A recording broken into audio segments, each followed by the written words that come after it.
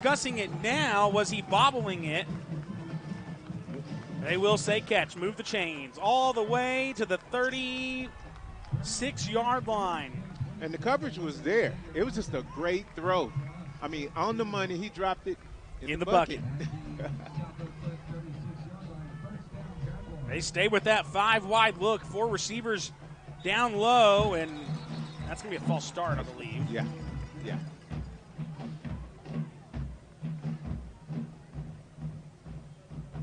Oh, he called encroachment. Made contact. Yeah, we're seeing for the snaps, so takes away the free play, moves it up 5 yards to the 30. So second series we've seen that out of this Southlake Cliff front, and don't think I saw that last week. No, they were pretty penalty free, and they were strong. Stay with the 5-wide look on 1st and 5 here. 6:29 left, first quarter. 6-3, the Golden Bear lead. Heritage trying to answer. That's going to be a hold and negate whatever Brown can do as he steps out of bounds with first down yardage. But again, I believe this is coming back on a hold on Julian Ibanez, and that is the call, holding on the left tackle. Bring it back.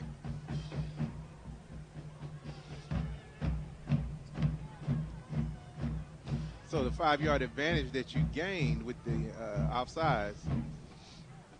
Well, you negate it and then some. Yeah. They would have picked up the first down there, and I don't know how much that hold actually impacted Caden Brown's decision. I think he had already committed to the run. Mm-hmm. But a penalty nonetheless. It was clear. Option play, fakes the pitch, now goes upfield, does Brown. Nice Brown, run. I mentioned, likes to run, and he picks up 11 there with his feet, and averaging 6 yards a carry. Came in up over 600 yards, 6 touchdowns on the season with his legs. And I think these guys may want to take a shot, from here with the little space, because once they get down into that red zone, that's when that Southlake Cliff defense just stiffens up. I mean, we saw that on the first drive as they were able to get down there, but they weren't able to put it in. Move outside. Brown again with his legs is into the red zone and moves the chains. Okay. We're back down in that area, that bend but don't break area here. Both communities have traveled well, by the way, here the day after Thanksgiving. Happy Thanksgiving to you watching this game in the comforts of your home or wherever you may be. Mm-hmm. Live here on the NFHS network. We got folks still streaming in as well.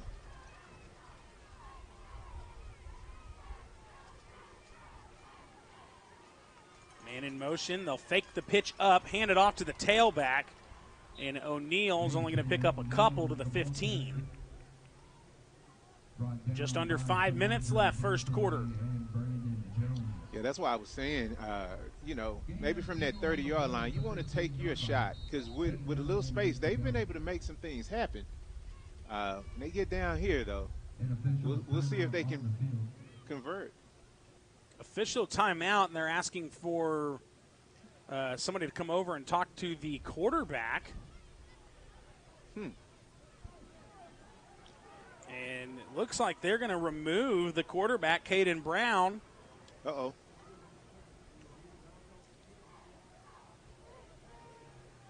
And they'll bring in Tay Jackson to run the QB position here. Now, Jackson's not listed on the depth chart at QB. Now, Brown's not bleeding or anything. Maybe it's a concussion thing. I don't know if he's just wants him to get checked out or what, but he's going to walk all the way over. It's not a one-play come back in. Yeah. Man, my son and I were just sort of giggling about this, which is not funny. But when he was playing ball 12 years ago, if we really paid as much attention as they do to the concussion protocol stuff, he probably would have had to sit out a few games. I think Brown just got the okay to go back in eventually as they'll pitch this high to Sam Hopkins, who collects it to the 10-yard line. not quite. And at yep, first. Brown's coming back in. Brown about to enter your screen as he jogs across the 25-yard line, just on the bottom left. So we'll never really know what that was about. Yeah, I mean, I think he had to go to the official trainer to at least get the, yeah, you're fine. Third down and short here. Ball inside the 10-yard line. A running back either way for Caden Brown in the shotgun. A receiver either way. Hand it off to O'Neal up the middle. He spins around to the 5. Move the chains. It's 1st and goal. So they'll get 4 shots from the 5. You keep it on the ground. That's what's been working on this drive, minus that one deep pass that set him up. Well, that missed extra point by Southlake Cliff really takes a little bit of the pressure off because they know they can at least tie it up with a field goal if they should have to.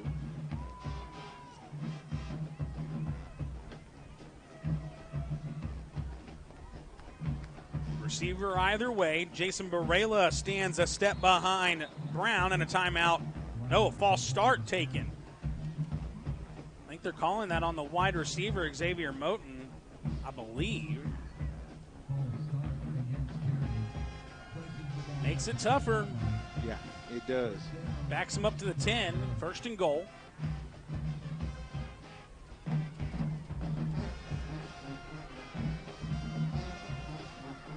Same look. They send O'Neal out wide. Fake the give. Spins around towards the Southlake Cliff sideline. Tries to hurdle a man. He does to pick up a yard. Wow. I'm sure coach is saying, hey, wait a minute. Wait a minute, Mr. Brown. Not quite like Ferguson for the Cowboys yesterday. That was a beautiful, beautiful play by Jake. As the Cowboys finally won a Thanksgiving Day game. Man, it's been a while. I'm tired of playing on Thanksgiving. Hey, get used to it, man. It's a tradition. Oh, I've been used to it. Yep. 2nd and goal from the 9 now, following the 1-yard heroic run. Up pitch to Stetson Surratt. Not much there. Closed in quickly by Southlake Cliff. Just another 1-yard gain, and it's 3rd and goal from the 8 here with 2.5 left to play, 1st quarter. Like I said, it's a bend but don't break theory here. And we'll see if Southlake Cliff can hold it down for one more play. Trying to hold Midlothian Heritage to their 2nd straight field goal on their 2nd trip to the red zone. Here we go. 3 receivers down low. Not much up top, just 1 man in the slot. But now they'll send a guy out wide. That's Jason Barela, 5 wide. Stepping up, rolling to his left, breaks out of a sack. Nowhere to throw, and he's ripped from behind by Brandon Jones, the junior. And for whatever reason, the quarterback decided to double backwards, and I didn't understand that. I figured he'd continue forward. He had a better chance of trying to get there, maybe even diving. That ball was very close to being knocked out of the hands as well by Jones. So instead, it's a sack, and it'll set up a 34-yard field goal for Dylan Riggins, who's hit once today. This to try to tie it up with 1:24 to play, 1st quarter. From the left hash off the right foot, kick will sail easily through the uprights. Riggins ties it 6-6, 1:16 to play, 1st quarter. We are the NFHS. That stands for the National Federation of State High School Associations. But really, what we stand for, together with the UIL, are the 825,000 high school sports and performing arts students in Texas. And so, we stand. We stand for the runners, debate team members, and basketball players. We stand for their coaches, officials, and adjudicators. We stand for the drummers, football players, and actors. We stand for the golfers, singers, and swimmers. We stand as the national leader and advocate for these essential activities and all who participate in them and make them possible. Because it is our purpose to ensure that high school students get to play, perform, and compete together. To learn more about who we are and what we stand for, visit nfhs.org. A Kick goes to the 9-yard line on a line drive, returned up the middle, and hit hard at the 29-yard line. 19-yard return there for Randy Reese. Again, it was Reese in round one who took matters into his own hands to Against Summit, right? Yep, get Southlake Cliff to advance. Scored on a 55-yard punt return to take the lead 12-7, and defense had come up with a couple of stops. I remember we were following Southlake that Cliff game. on. We were following that game, and they were behind, trailing the whole game, right? Yeah, it was. I think Southlake Cliff's probably a little scared there going into that. They turned the offense on last round. They'll try to turn the offense on here. Already found the scoreboard once. 6-6 our score. The difference right now being a missed or a blocked extra point on Southlake Cliff's touchdown. A couple of field goals for Heritage in the final minute of this first quarter. 2nd and 7 upcoming here for the Golden Bears. I think that was Danny Green on that carry. Saw him rush 15 times for 141 yards last week. The only miscue was that They give it right back to him. But only going to get 2 yards on what could be the final play of the quarter. Like I said, the only miscue was that fumble he had last week, but he rebounded quite nicely from that. Because I know I was thinking that would kind of open the doors for the Leopards last week. Well, they rushed the ball incredibly well last week. Over 400 yards rushing, 9.5 yards a carry. 7 seconds left. Will they run a play here on 3rd and 5? They won't get it off. No, they won't. We played one, tied 6-6 between the Heritage Jaguars and Southlake Cliff. Second quarter coming up on the NFHS Network, powered by SportsGram. So, how are the kids? Well, Emily made the honor roll. Oh, good for her. Yeah, we're really proud.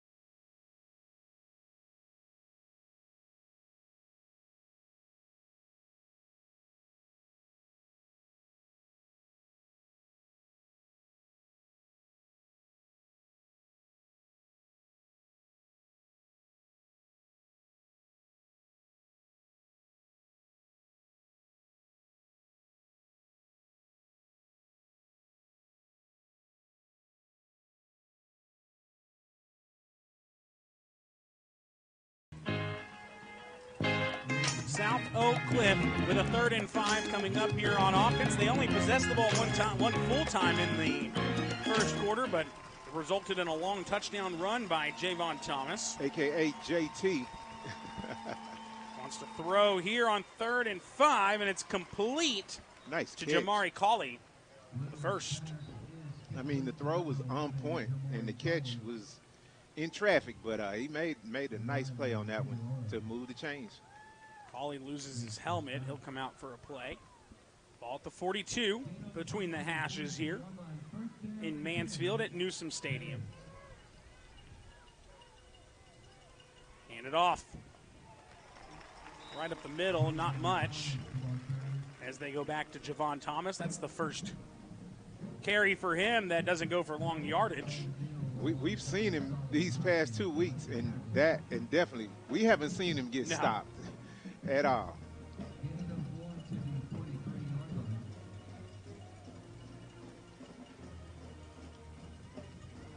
Second and 8. Couple of receivers down low for William Little. But they'll hand it off to Thomas, who's trying to fight out of a tackle and will carry that forward a couple of extra yards. Yeah, he kept those knees churning, and that got him, like you said, extra 2-3 yards on the carry after the contact. Colby Petoskey, the junior, got him. 3rd and 4. It's a long 4.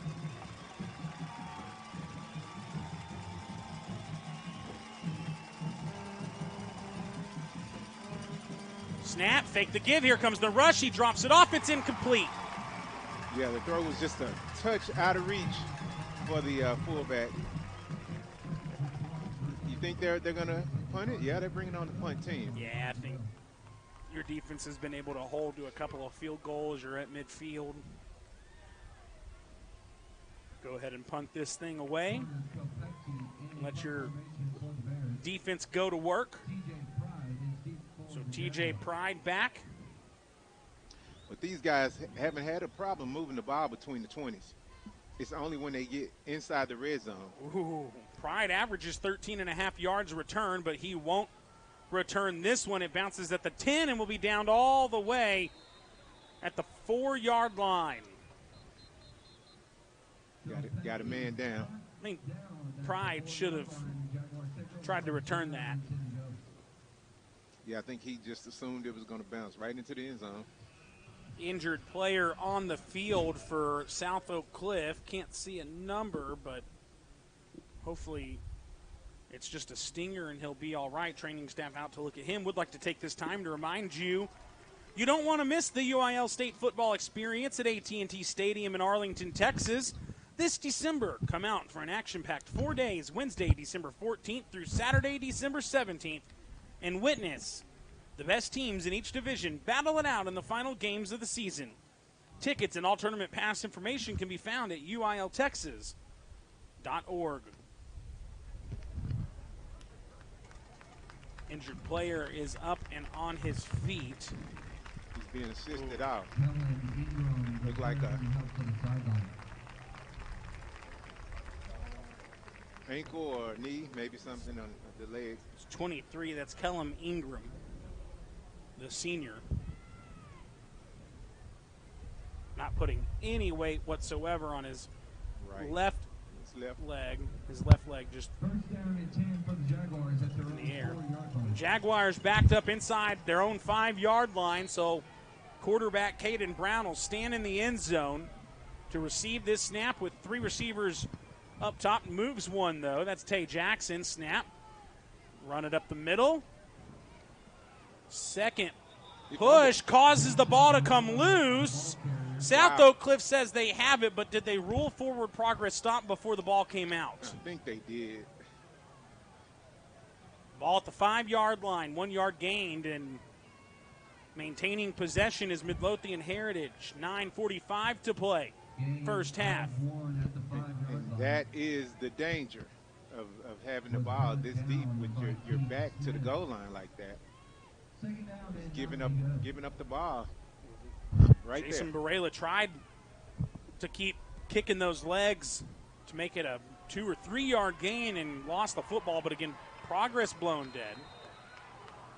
And now a flag for delay of game is going to negate that 1 yard run and move him back to the 3 or 2.5 yard line. Yep, delay of game. It'd be half the distance. That's the second delay of game for Midlothian Heritage. And that was because of some late substitutions trying to get Mason O'Neill into the game. I believe Stetson Surratt was in there as well, subbing in. So 2nd and 12 now, ball at the 3. It's O'Neill in the backfield next to Caden Brown. Snap. Just gets across the goal line and nothing working there for O'Neill. 3rd and long coming up for the Jaguars. And that South Oak Cliff run is like a gang of piranhas there, man. Like I was saying before the game, they do a great job of gang tackling. Not a bunch of folks just standing around watching one guy make the tackle. They're all running to the ball. Late substitutions again here for Midlothian Heritage.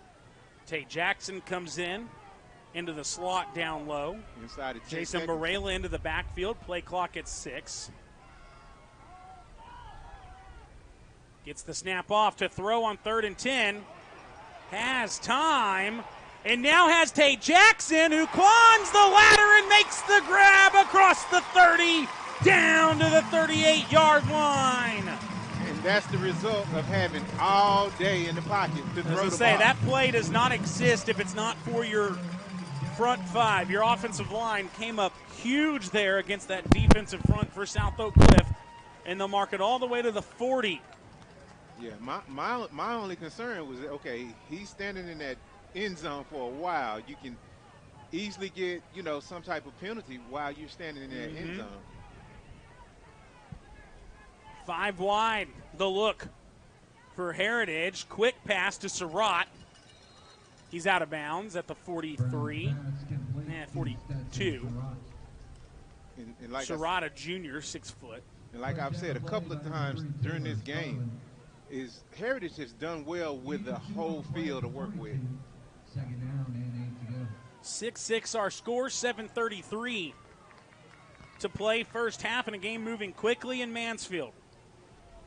If I saw film of last week's game, I would test these guys deep. Snap. Quarterback keeper this time. Tries to find the burst to the 45. He'll go. Just a couple of more yards, and it's 3rd and 6.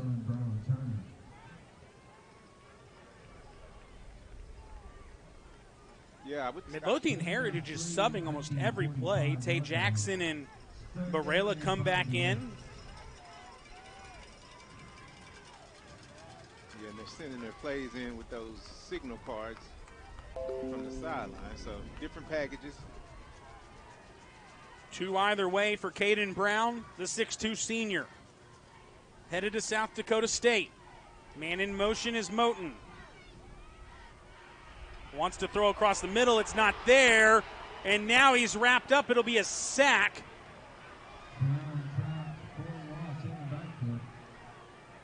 And looks like they were going to try to go deep with that one. Nobody's open. Everybody's covered. Great defense by the Golden Bears. And the pocket just collapsed. So South Oak Cliff stops Midlothian Heritage for the first time. The first 2 drives resulting in field goals. Maintains a 6-6 score, and halfway through this second quarter, Heritage to punt. 1 man back to return. That's Randy Reese.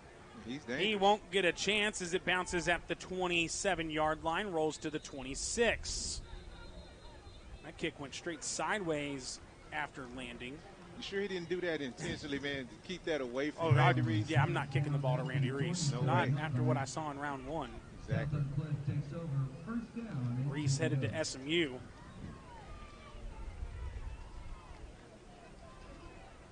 And like I said, they haven't used him as much in the passing game this year as they did last year. So teams have traded punts now after scoring on the first 3 drives of the ball game.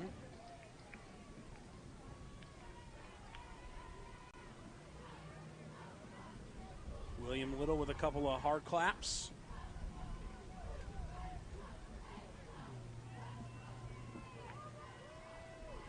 Fakes the give, steps up, throws it, and caught across the 42. Jamari Colley hauls in his second grab today. Nice.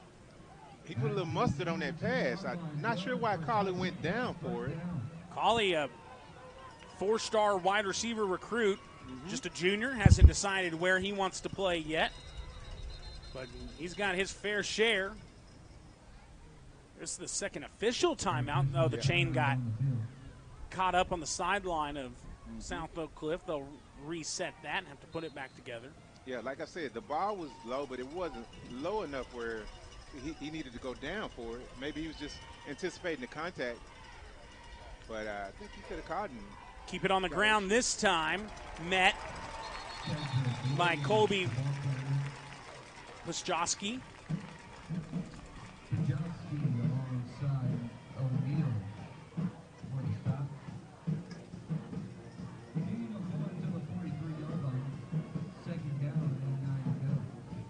See a little life from the defense in front of Midlothian Heritage. They've done well against the run minus that 1 carry by Javon Thomas. That resulted in South Oak Cliff's only score. Throw here, though, caught. Right at the marker, crossing into Heritage territory. That'll move the chains. Colley again.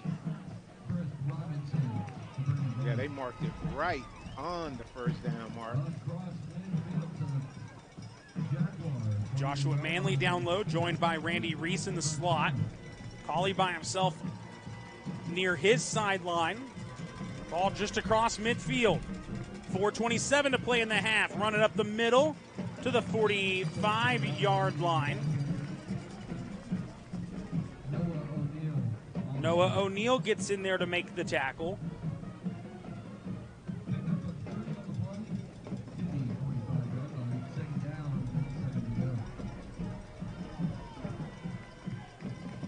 Tailback got a little head of steam there. Looks like he was going to get a little more than that. Great stop by the defense. Danny Green in the backfield now. Up pitch to Randy Reese, trying to get him into action, but he's closed in by Midlothian Heritage. They sniff that one out perfectly. And 3rd and 8 coming up for the Golden Bears. Very well played by the defense. The linebacker on that side was just... Yeah, that was Noah O'Neal, and also Solomon Hopkins coming all the way from safety in. He was following Reese.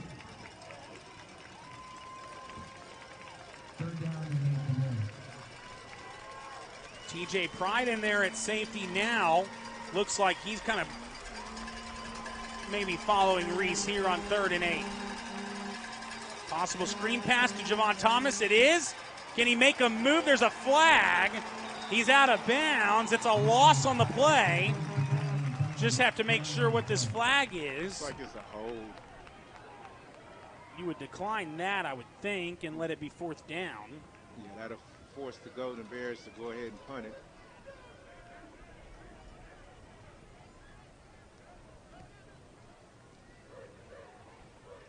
Clarify with Coach Edwards what he wants to do, and he does say decline. Edwards, the former defensive coordinator for Midlothian Heritage before earning the promotion. Oh, blackout. A blocking issue, not a hold. So 4th and 10, and the punt team will come out. Diego Varela.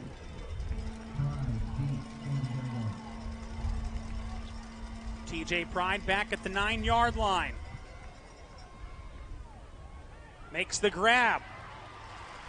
Returns it straight up past the 15. 7-yard return there for TJ Pride. I think he kind of learned his lesson from that last punt to not let it bounce. Just well, he had to move all of a half a step to get to the ball.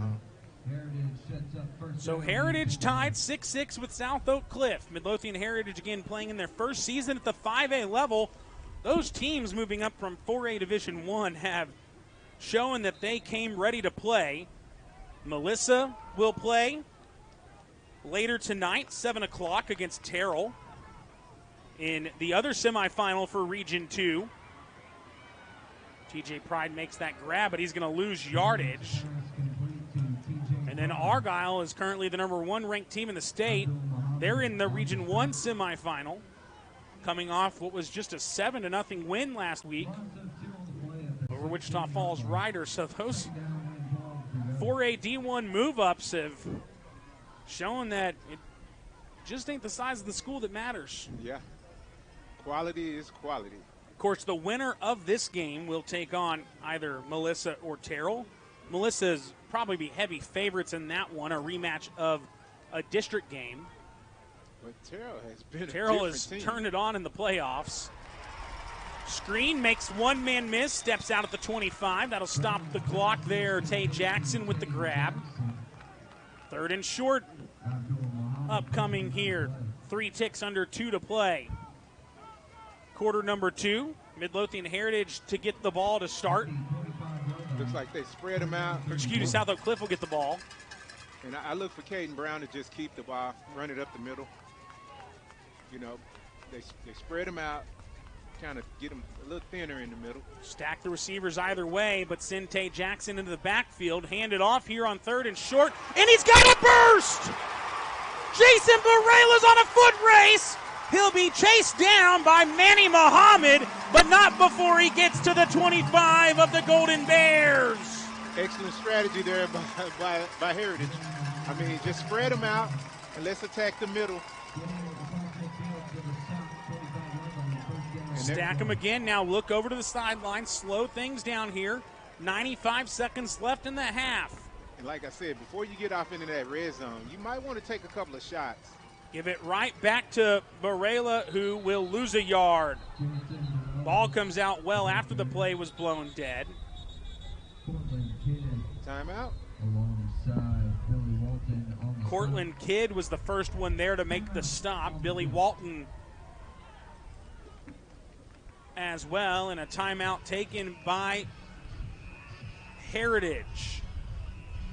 We'll take it with them here on the NFHS Network. Ooh, y'all won't make me lose my mind. What does the 50th anniversary of Title IX mean?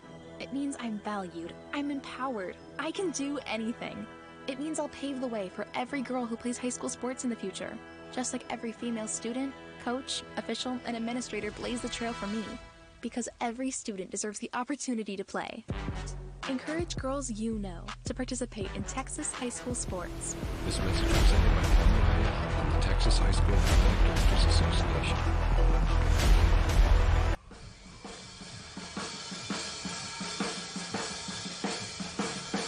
Midlothian Heritage trying to break a 6-6 tie here with 1:21 to play in the first half. South Oak Cliff will get the ball to start the second half. They'll hope to do so tied 6-6, barring anything crazy happening. It's been a solid game thus far. And both of these defenses have stood up. Midlothian Heritage has found the red zone twice, been limited to field goals. South Oak Cliff just the one scoring drive, and it was a really one big play. Snap. Screen pass out wide to Surratt. Surratt turns the corner and is slammed to the ground. You hear the crowd sort of respond as if there was something, not right about that play. It wasn't out of bounds. I mean, it was a good, solid play. He just slammed him, like you said. Clock runs under a minute, and another timeout taken. I don't know if this was taken. This is an official timeout right now. The officials get together to discuss something. I think they're going to put some time back on that clock because he was definitely slung out of bounds with forward progress as well. So the clock should have stopped. Four officials together, still discussing here. This gives both teams a breather. Heritage with 2 timeouts left. South Oak Cliff has all 3 of theirs if they were to get the ball back and want to. They're probably trying to go downfield. They're probably trying to figure out how much time needs to go back on the clock, maybe, because there's no flag on the field. One official having a conversation with head coach Eric Edwards now, explaining something to him. And they're not going to add any time on the clock, and we're not going to get a clarification of what that was. But wow. Here we go, 3rd and 9 from the 24-yard line. 3 receivers bunched down low, 1 man up top, and now it's running. Empty set. Clock running, 50 to play. Wants the end zone shot. It's there, TJ Pride! And Heritage takes the lead in the final minute of the first half. And that's just what the doctor ordered right there for the Jaguars. Because, like I was saying, as they get closer and get into that red zone, man, it just gets extremely difficult sledding down there. Well, I love the decision to take the shot to the end zone there. South Oak Cliff will have some time, but first the extra point attempt from Riggins is good. 13-6, the lead for Midlothian Heritage. 45 seconds to play, first half. Wow. A game without a crowd is just a scrimmage. A performance without an audience is just a rehearsal. Without your presence, high school sports and the performing arts aren't possible. Ensure that these essential extracurricular activities continue to enrich the lives of students in Texas. Purchase a ticket to your local high school's game or performance. This message presented by the UIL and the Texas High School Athletic Directors Association.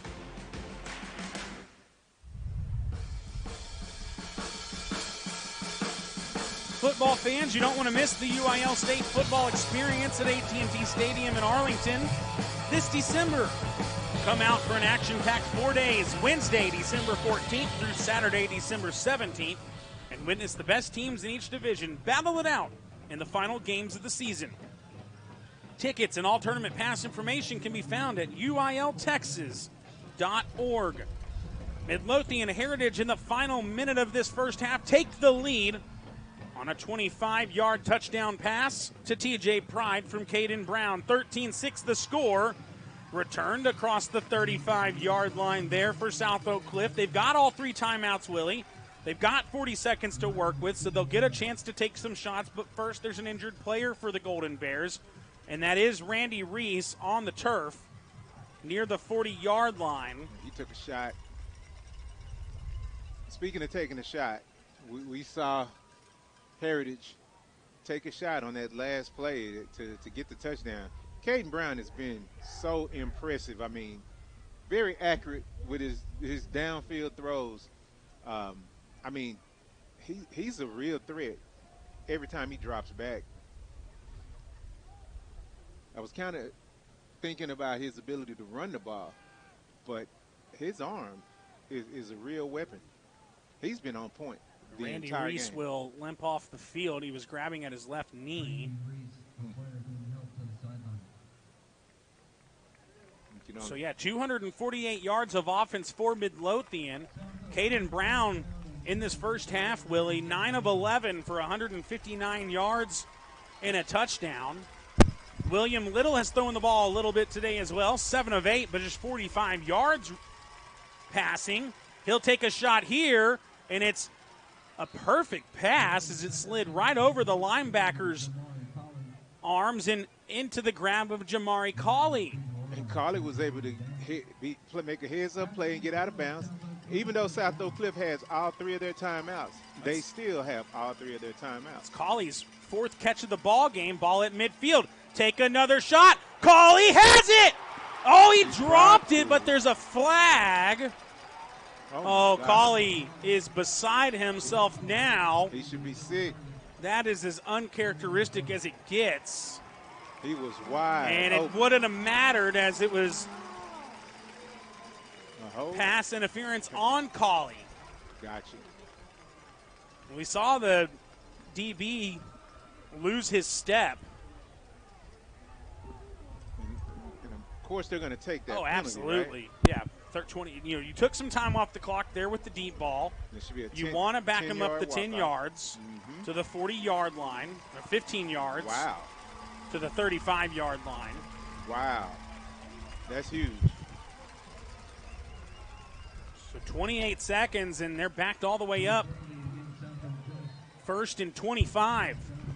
And I think that that Heritage may commit a little more attention to Cawley. Looks that way again. It's tipped. Oh, it should have been intercepted by Petoskey. Yeah, he would have probably found pay dirt had he made that grab. Yeah, Little just basically eyeballed his receiver the entire way, and the defender just sort of watched him the whole time, stepped right in front of that one, and like you said, that would have been a pick 6.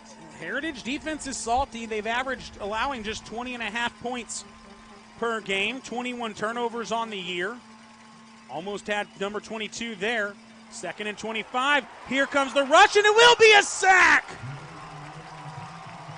Wow. Sir Luke Tante made contact. William Little for half a second had broken free of it, but then slipped to the turf. So give a half sack to Tante and a half sack to the turf monster. South Oak Cliff, and that will do it to take us to the half. They decided to take those 3 timeouts to the house with them. Just not enough positive momentum going for them. Heritage feels pretty good going into the locker room. Jason Todd brings his team together at the 30 for a conversation before they'll go into their locker room. We played 2 quarters here at Newsom Stadium in Mansfield, and Midlothian Heritage in their first season at the 5A level leads the defending state champions 13-6. We'll take a break. When we come back, we'll have first half stats, see what scores are going on around the state.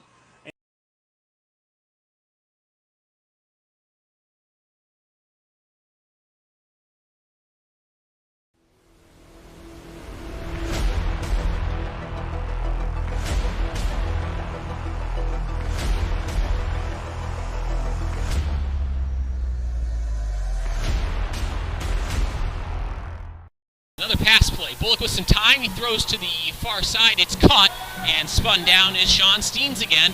This time he has first down yardage. Well, hey, you tell him to run 6-yard outs, and the defense keeps giving it to him. Eventually you're going to keep moving the sticks and moving the ball down the field. That's effective offense, ladies and gentlemen.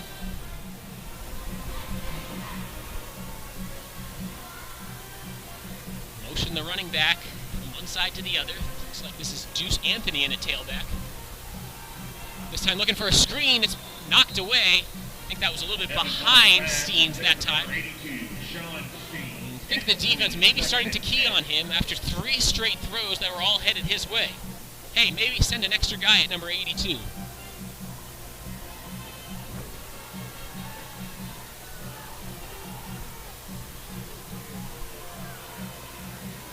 Quick tempo even after the incomplete pass. Bullock on the delayed handoff gives it to his tailback, and there is nowhere for him to go. Cade Biagini in the backfield making the tackle. It's going to be a 3rd and long.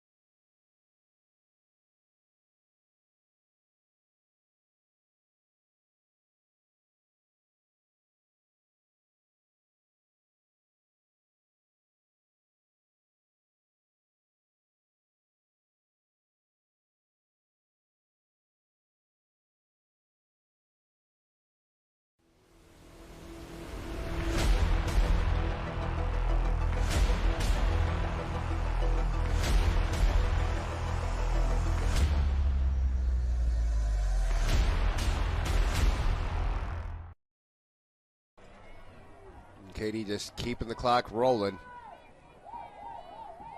Sure, there's a final now. The Panthers defeated the Hightown Hurricanes 38-21. 38-21. Final score, C.E. King over Hightower. And now C.E. King might be watching us now.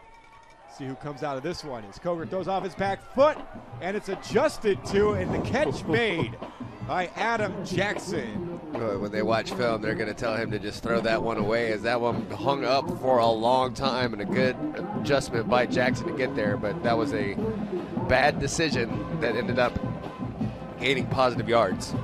Jackson was working against William Hill. Another first down. Jackson's 4th reception of the day. 2.5 to go here in the third.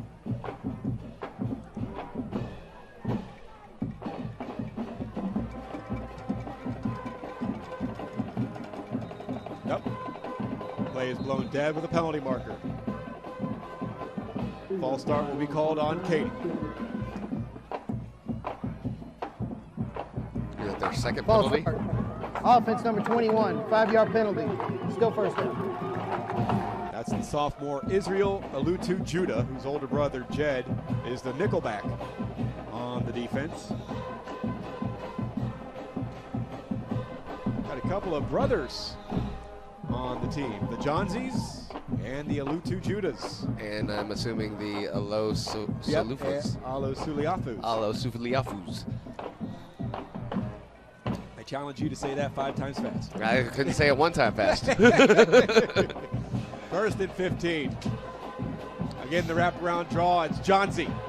Johnsy slips through a couple of tackles and gets about 7. So What? penalty yardage and then some back. And you mentioned the brothers on the team. You don't know how many little brothers are over there in the stands that are going to be playing Katy Tiger football. Because, I mean, Davis, Yep. he was a younger brother. He was to Jalen. Seth was the state championship game MVP on the offensive side of the football back in 2020 when Katy obliterated Cedar Hill.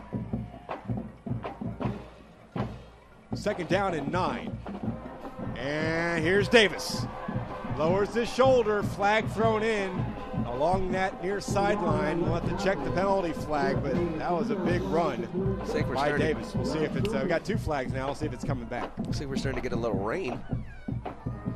Ponchos are out, and we are getting some rain. It's starting to come down. It's starting to come down hard, too. Yeah, I just noticed it, and then I looked down, and everybody's in ponchos. You can see that the stands are wet. We're just at a weird angle where we couldn't see it until recently. Now you can kind of see it as you look at the if LED you, lights. Yeah, if you look across the field, you can see it coming diagonal, and both the flags are up and kicking now. The weather's really picking up. Good thing I brought my umbrella, which isn't actually allowed on the field. What? Here at Humble ISD, yeah. I had to leave it in the elevator when I went down to talk to the coaches. It wasn't raining, Holding. though. Offense number 22, 10-yard penalty from the spot of the foul. Still 2nd down. Adam Jackson called for that. So they moved the ball back to the 45, so that's right around the line of scrimmage. So Davis won't get any yards on that good run. The clock is stopped with 1:13 to go. Now it's motoring towards a minute. But here comes 2nd down and long, and now Gary Joseph calls his first timeout of the 2nd half. I think he wants to talk with the referee too, Scott Burks. He's motioning for him to come down there. So this timeout is brought to you by the City of Katy, small town charm, big city convenience. Visit cityofkaty.com to learn more or to schedule your visit today. Come enjoy the heart of Katy, Texas, one of the most delightful cities in the Lone Star State. The best part? It's a short drive from Houston and minutes from the Energy Corridor. With places to stay and places to play, anything you'd like to eat, and an old town charm that can't be beat. Activities and fun for the entire family. Enjoy the best of both worlds in the City of Champions, Katy, Texas. For more information, go to cityofkaty.com. It's going to be 2nd down and 18 coming out of this timeout taken by Gary Joseph. Whoever prevails in this Region 3 semifinal, the Panthers of C.E. King await. Last year, C.E. King met Katy in this round, and that game was at Legacy Stadium here on Black Friday. Summer Creek defeated C.E. King earlier this season in District 21 6A play by a final score of 24-21. All those games in 21 6A against the better opponents, the better teams, very close. 7-point game against North Shore in a loss. 3-point win against Atascocita King and a 3-point loss to Atascocita. North Shore were leading Cinco Ranch last we checked in the Class 6A Division I Region 3 semifinal. This is the longest timeout ever. But it does say a lot about 21 6A football that everyone's still in everyone's still in it. They were all in it last year in the third round. Back to action, second down, 18. As the Tigers get lined up.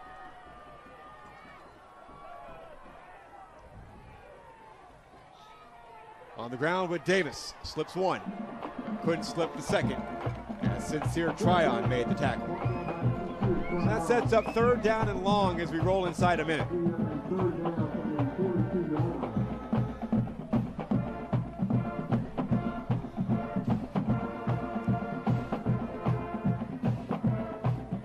Tigers 7 of 9 on third down conversions this afternoon. 18-second differential between the game and play clocks. Third down, 16. Coger on the rollout. Launches one down the sideline, and it's out of bounds.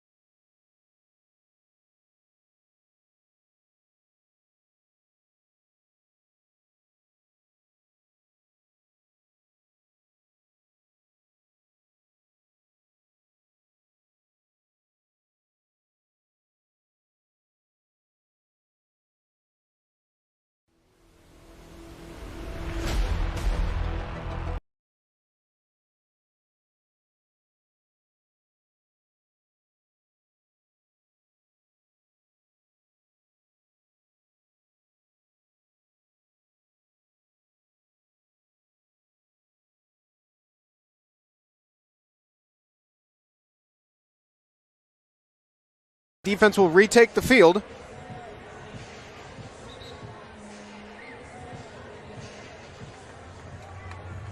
Southlake, Carroll still together over on the sideline. And now the offense will take the field.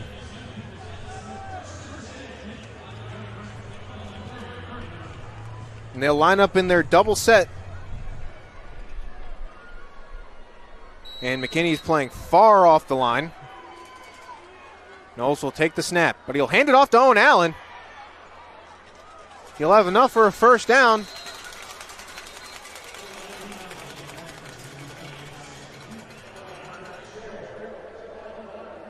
Interesting play call there by the Southlake Carroll Dragons, but it was a smart one.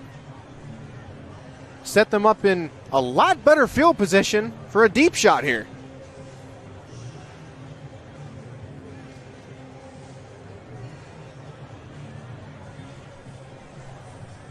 This game was brought to you by your best in Texas Ford dealers. Ford is the best in Texas.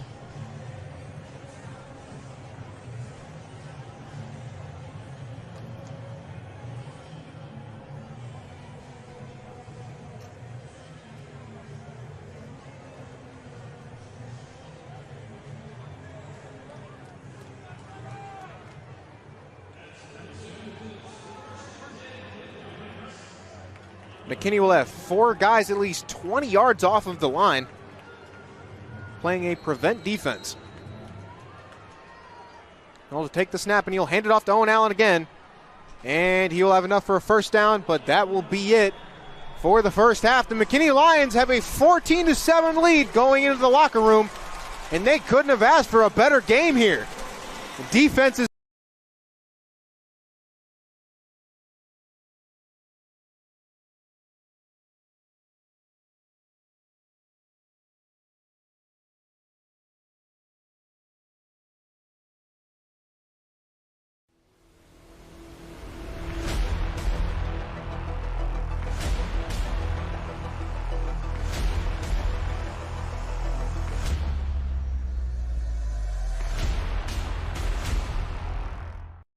come back in at running back. 3 receivers on the right, 1 on the left. A touchdown doesn't end the game, but it really puts Salina in a tough spot. You know that's what Bullock is thinking about at quarterback. 3-man rush, has time as he steps up in the pocket. Fakes the throw, now he'll run and he'll slide down. Man came in late and Bullock is slow to get up. There's a flag. Now the question is, did that Salina player launch? Is that an unsportsmanlike hit on a defenseless sliding quarterback? The rules are really have been rewritten in the last few years to really emphasize quarterback safety. You know, and the rule now being that when a quarterback slides, the ball is down where the slide started.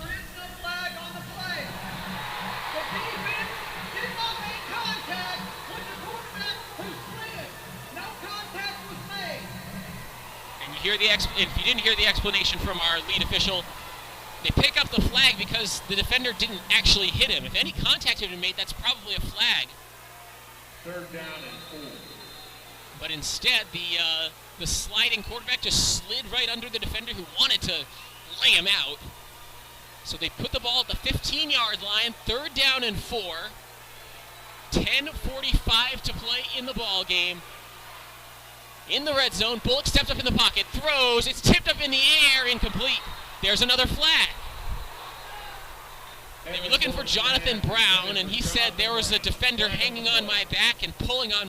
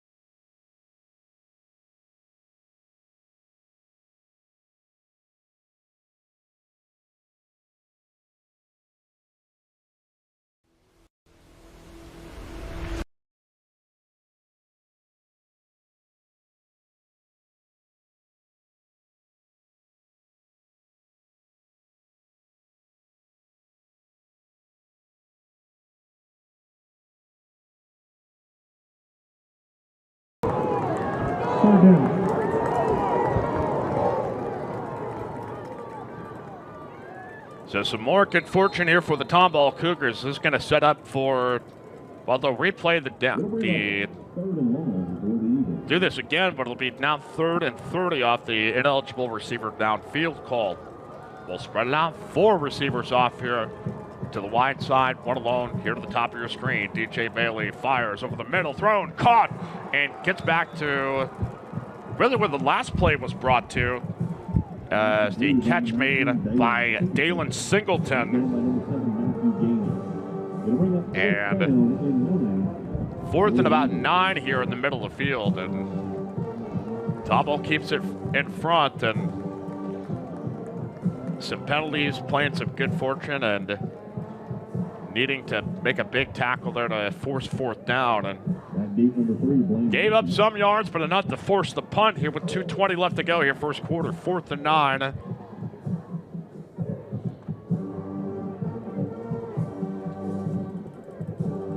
As we await the punt coming from Angel Diaz, and whistles coming off before the snap as Blaine Murphy, the return man, back out of the 15, and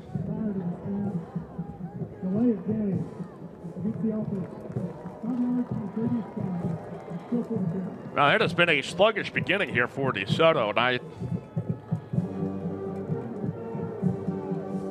can't imagine, hey, it's a holiday week, the preparation and trying to gather with family, and your whole clock is thrown off in a different direction here in round 3, and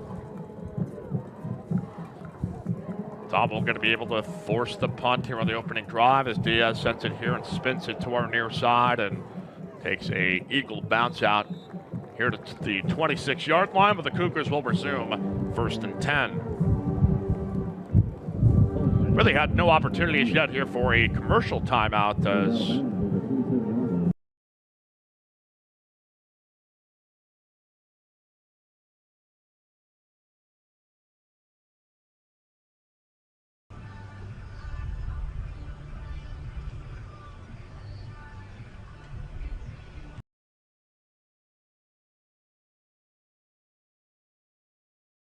blocking.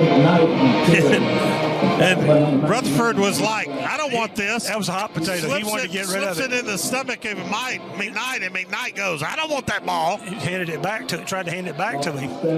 Loss of 7. McKnight now 5 carries for a -15. I think North Shore just tackled both of them, don't you? Yeah, I think that's a good plan.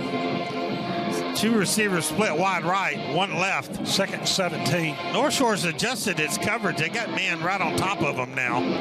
Let's see if they blitz. Got a man coming out of the backfield. They've been using him as a secondary, and he's hit initially by Elijah Fields and tackled on the play. Going to lose 2 more. 3rd and 19 for the Cougars.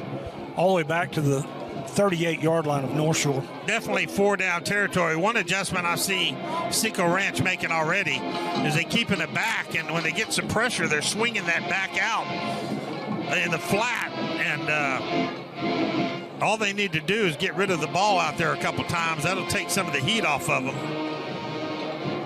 It's definitely an adjustment. So here's the shotgun. Got a man standing right beside him. That's McKnight. 1 in the slot. 3rd and 19 for the Cougars. They're going from right to left on your computer screen. Here's the snap. Fakes the handoff. A lot of pressure. Caught from behind. And he just absolutely has no pressure between Joseph and tackled on the play by Ryan Nichols. And another loss. Loses back 7 more yards. And Cinco Ranch will not move the ball against North Shore if they don't learn how to block up front, because the Garrett Cross is sitting in the house. Rutherford now 14 carries for 2 yards. Evan Jackson standing at the 10. Williams back into punt for Cinco. Here's the snap. Here's the kick, straight up. Evan Jackson, get away from it. He does. Ball's going to bounce all the way inside about the 1-yard line. 2-yard line. So great 43-yard punt against the wind. So North Shore are going to be flattened back at the 2-yard line. 8:27 left in the 3rd quarter. And it'll be interesting to see if Amador comes out in the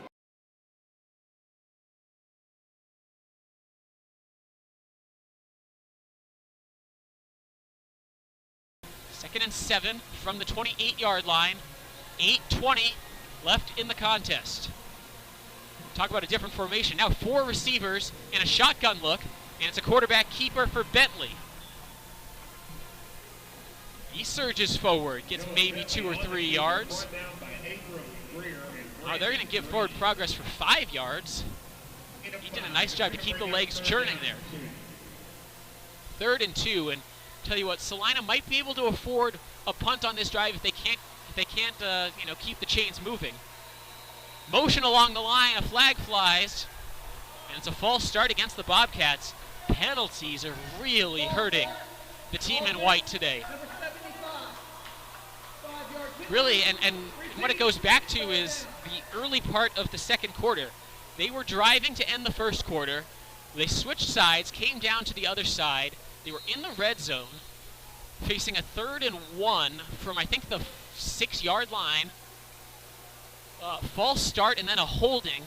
and they ended up settling for a field goal on that drive. They also had a drive where a touchdown got called back for a hold. I think it was that same drive where that holding call negated what would have been a touchdown. So just a bunch of penalties coming in bunches.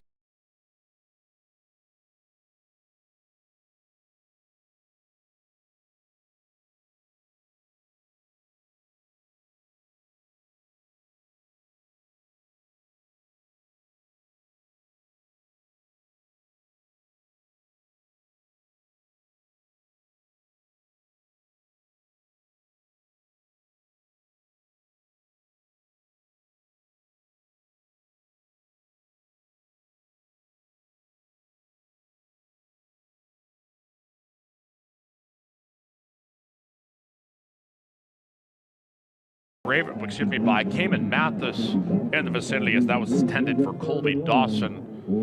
Now here for the Tomball Cougars.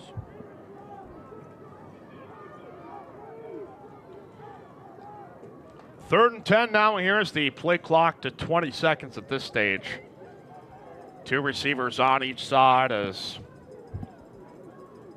try to spread it out. Womack to back to the left. He claps, snaps, play action fake. Got his feet set though, backing away. Throws it up there, close to the first down marker. Pass complete to number 2, Brooks Unod. Brooks Unod is going to be able to get the catch closer to the first down marker, and it looks like the Cougars going to go for it. 4th and 2, the clock at 10 minutes and 17 seconds here in the second and round number 3. Trying to move on to round 4. Single receiver out wide to the left will fill up the backfield. Trying to find 2 yards. Womack spins out of the first tackle. We got a flag coming on in late. And I apologize for the late feed there, but 2 backs and tight ends off to the right side elected to give it to Womack. And unfortunately here it looks like our camera feed at the field is down. So we'll try to keep you up to date here on the audio as we get the official here at the 40. Here. 1st and 10. They keep it on the ground. Cutback is not there for Jacob Emmers, and he's stacked up maybe a yard. Jacob Emmers on the carry. Brought down by Cade Biagini, Cooper Farrow, and Sean Rami. No gain. Tell you what, how about the day for Jonathan Brown? That interception that could lead to the game-sealing score. Oh, and by the way, he has 2 receiving touchdowns, including a one-handed grab in the back of the end zone. You see Anna, they've used 2 of their 3 timeouts. They know the clock is their friend right now. They want to see the clock keep running. Motion Brown, snap to Bullock, just a 3-man rush, throwing over the middle, incomplete, and there's a flag. Looking for Zay Armijo. And I think they kind of just had him squeezed between 2 safeties. We'll see what the flag is for.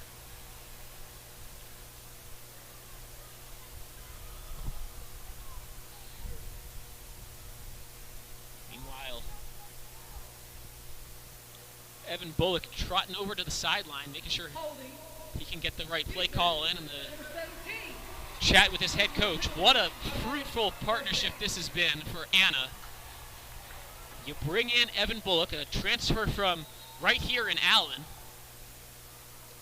He comes in, throws for, just about 4,000 yards at this point in the season, 56 touchdowns and counting, and has his team on the doorstep of a 13th consecutive win and no losses. Senior who's committed to play at Louisiana Tech next year, has 4 receivers, 2 on each side. Gets the snap, has time to throw, and flings it out to the right side incomplete. Just a miscommunication there. I think number 88, Jonathan Brown, was sort of sitting.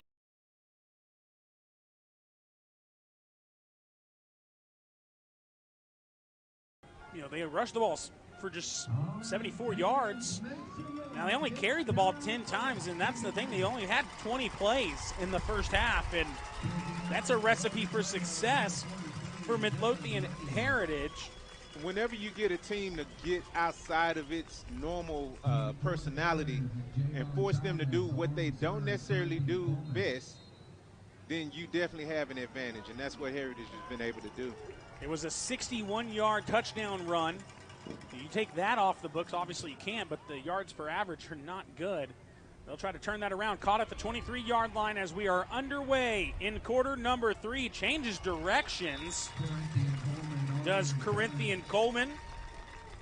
Coleman still deciding where he wants to play here in his senior season. Offers to Texas State and Montana State.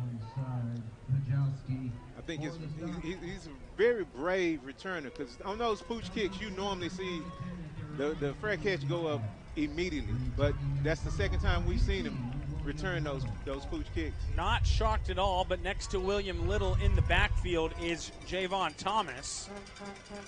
Thomas with that 61-yard touchdown run, the only scoring for South Oak Cliff in this game. And they'll give it to Thomas, who tries to run up the right side, makes a man miss, cuts to his left, and uses his wide receiver as a blocker across mid-field to the 41-yard line goes Javon Thomas. And he was able to get in behind that motion receiver and then sort of hesitated and cut to the left and found some space and was able to get up that left sideline. Quick play to the 41 of Heritage. 2 receiver look up top, 1 down low for William Little, who will give it right back to Thomas. Thomas to the outside, cuts up field, and will pick up 4 or 5. If those first 2 plays are indicative of what the halftime adjustment was, we should see a heavy dose of Javon Thomas in the second half. They will bring Tedrick Williams into the backfield now. Williams, he was pretty good last week as well. Last week he was great. 12 carries, 133 yards, 2 catches as well for 37. This week, not the case. Held under 10 yards in the first half. And they'll throw it to Cauley. Cauley had a great first half. 4 catches, that's 5. Across the 30, moves the chains. He had the dropped deep pass, but it was a penalty on the play anyway, so it wouldn't have counted. 29-yard line. 1st and 10 now. Williams in the backfield, takes the handoff, goes straight up the middle, not much there, 2 yards gained. That's been the story, that defensive front for Midlothian Heritage doing a good job. They have Damon Alexander, Sir Luke Tante. They have done a really solid job against this South Oak Cliff offensive front, which, as we saw them last week, they were very powerful and dominating, as we discussed earlier. Tamarick Johnson on the outside. 2 receivers down low, including Corinthian Coleman in the slot. Looking to pass. Cauley climbs the ladder, made the grab, and then dropped it.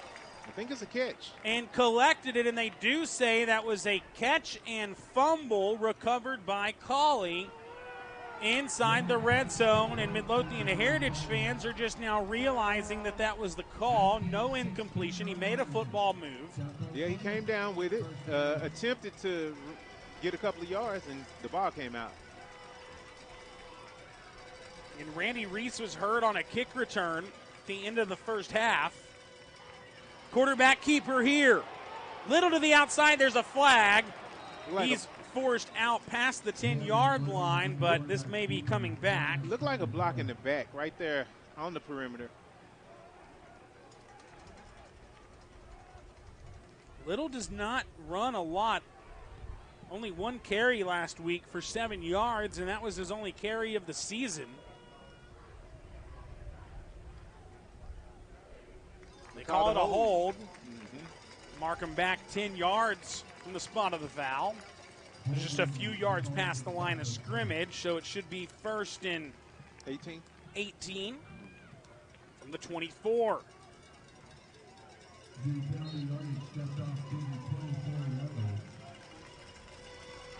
Trey Jackson by himself down low.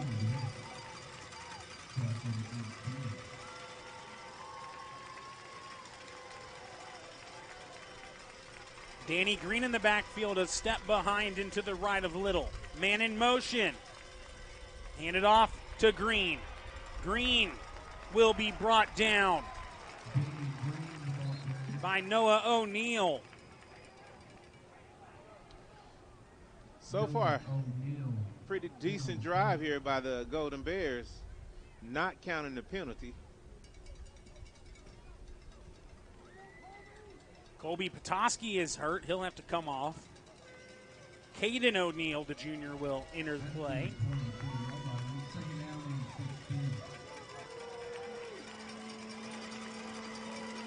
Second down and 16. Stacked receivers down low. Here's the snap. Hand it off. Javon Thomas trying to break it outside, but he's wrapped up.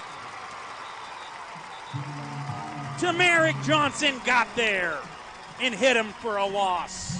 Yeah, and there was nowhere for Javon Thomas to go on that play. I mean, as he just tried to make something happen, and the defense just held strong. 7-point ball game.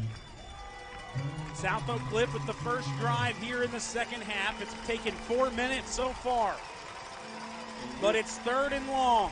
And we're probably in 4-down territory for the Golden Bears. What you think? A lot of it depends on what happens here. If you don't gain anything, you're kicking a field goal. Here comes the rush. He'll have to heave it to the end zone, and it is caught. Jamari Cauley has it around two defenders, and we're an extra point away from a tied ball game in Mansfield.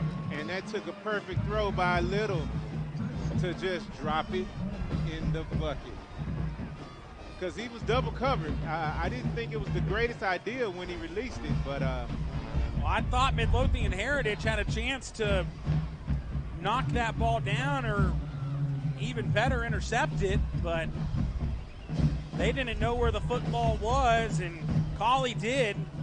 Easily made the grab on a perfect pass. Extra point is good, and we're all square again. 13-13. 4 minutes and 17 seconds, the touchdown drive for South Oak Cliff. We'll see you in 30 seconds on the SportsGram Network. A game without a crowd is just a scrimmage.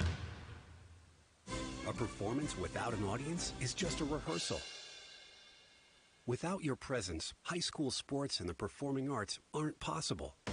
Ensure that these essential extracurricular activities continue to enrich the lives of students in Texas. Purchase a ticket to your local high school's game or performance. This message presented by the UIL and the Texas High School Athletic Directors Association.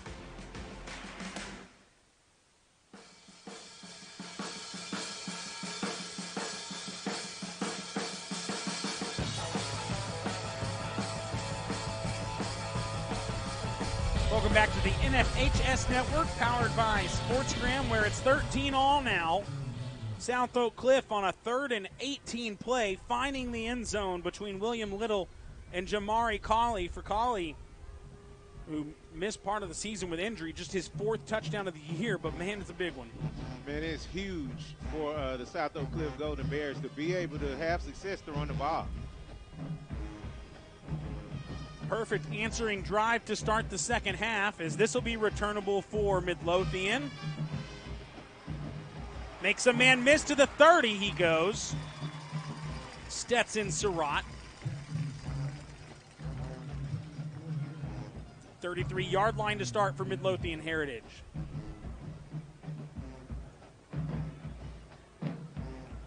Stetson showed a little speed there. Well, Midlothian Heritage hasn't gotten a chance to return the ball a ton this year on kicks, but when they do, they return it a mile. TJ Pride averaging 31 yards a kick return. Stetson Surratt, 25.7 yards, and a good return there to the 33. They'll hand it off.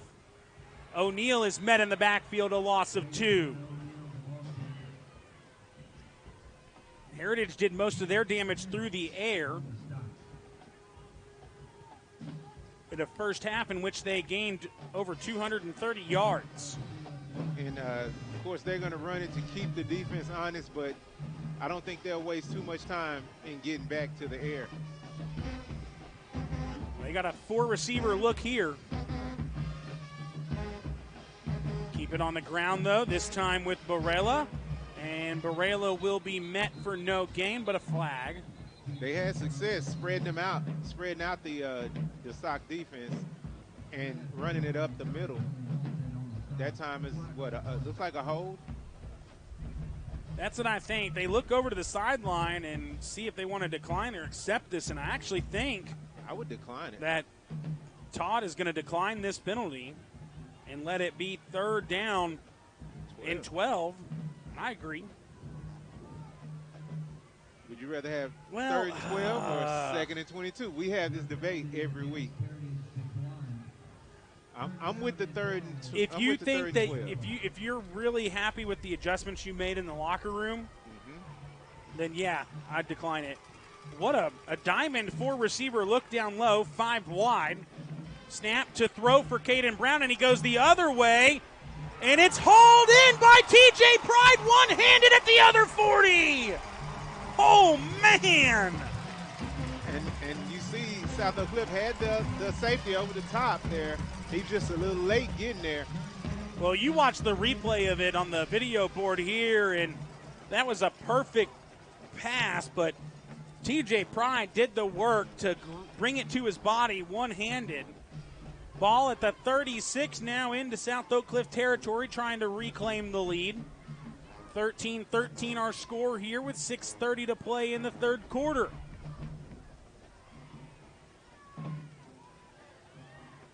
Option QB play. Now he pitches it out to Surratt, and Surratt's got a man to miss.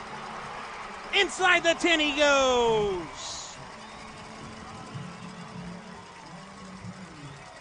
Perfect timing on the pitch as Caden Brown just drew everybody on the defense into him, released it, and the runner was able to make one guy miss and almost put it in the end zone.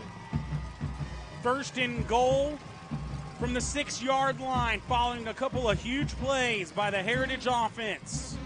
And this is where we've seen the Heritage offense stall down deep in this red zone. In the red zone, they've been held to field goals. This is their third trip, and they'll run it for no gain. Mason O'Neal. O'Neal averaging 6 yards a carry on the season. Barela 8. I think it's just amazing how well the Jaguars have been able to move the ball. We go back to that big option play just now, and Caden Brown played that perfect. Yeah. Hesitated as long as he could before pitching it out to Surratt. Second down, they want to throw. They've got Barela. Barela into the end zone. Heritage back in front. Just like that. Heritage answers the score by the South Oak Cliff Bears with their own. Barela's third receiving touchdown of the year. And a 19-13 lead for Heritage as Dylan Riggins is on. He's kicked 2 field goals in this game, an extra point, and now we'll try to go 2 for 2. And it is through. 20-13. Midlothian Heritage back on top. 5:42 to play in quarter number 3. What does the 50th anniversary of Title IX mean? It means I'm valued, I'm empowered, I can do anything. It means I'll pave the way for every girl who plays high school sports in the future. Just like every female student, coach, official, and administrator blaze the trail for me. Because every student deserves the opportunity to play.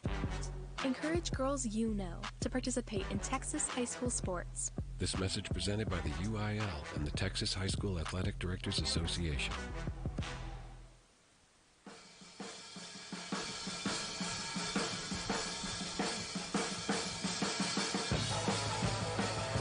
Offenses have found their mojo here in quarter number 3. Out of the locker room, the teams have traded shots, touchdowns on each of their first possessions, and Heritage back in front. 20-13 our score. Lance Ragland, Willie Drew here on the NFHS Network powered by SportsGram. And both drives were anchored by great third down conversions.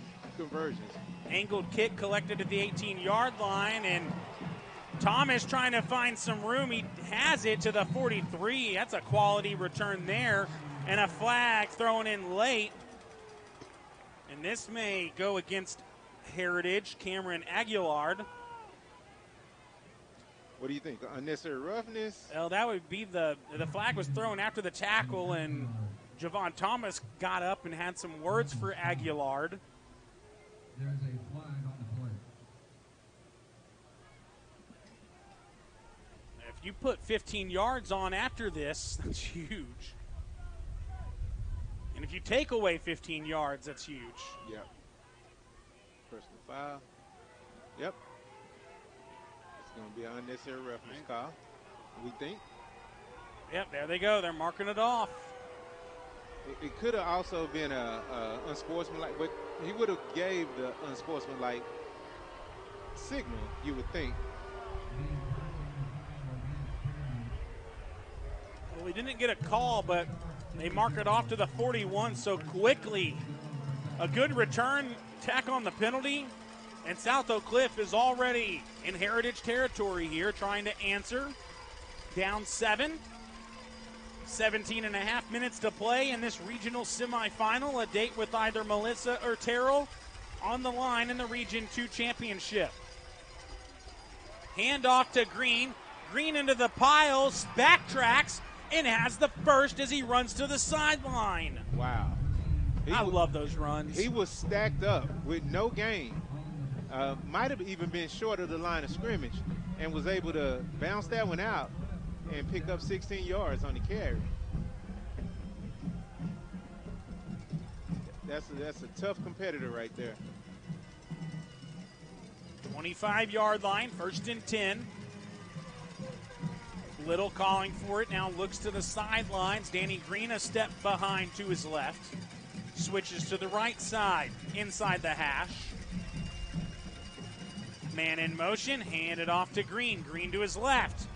Trying to make a man miss, he does, but they're flags. It's probably going to 8-yard gain, but maybe coming back. In the area of a hold on the offense. Yep.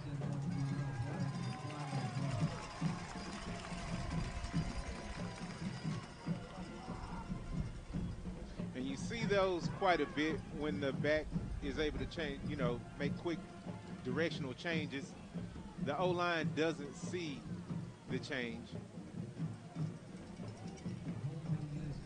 And sometimes it causes them to have to reach.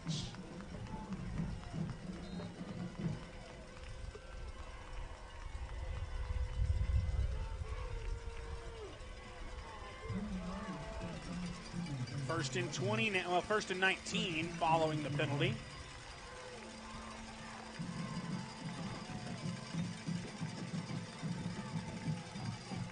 I look for a play on this one, play action. And he'll probably look for Carly. That's been his favorite receiver thus far. Gives it to Green. Green is fighting his way across the 30, down at the 28. That was a nice run. Yeah, he was wrapped up at the 33-yard line and just fought for those extra 5 yards.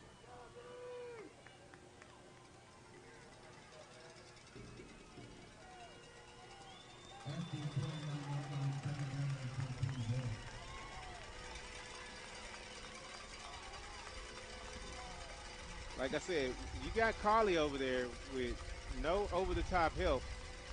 He's definitely a deep threat. Here comes the pass.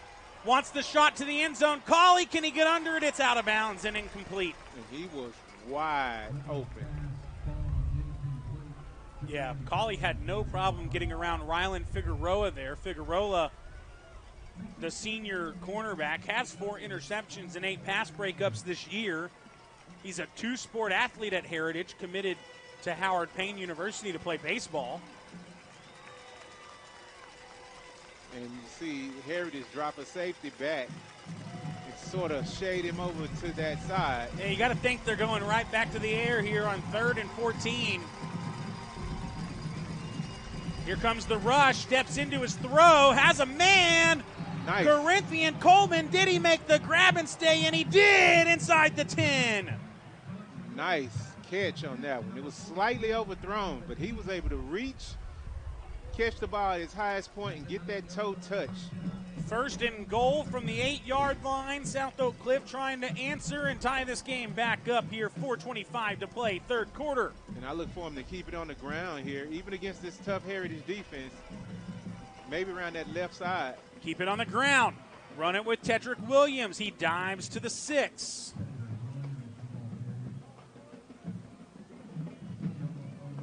Yeah, that looks to be a lot of space on that left side.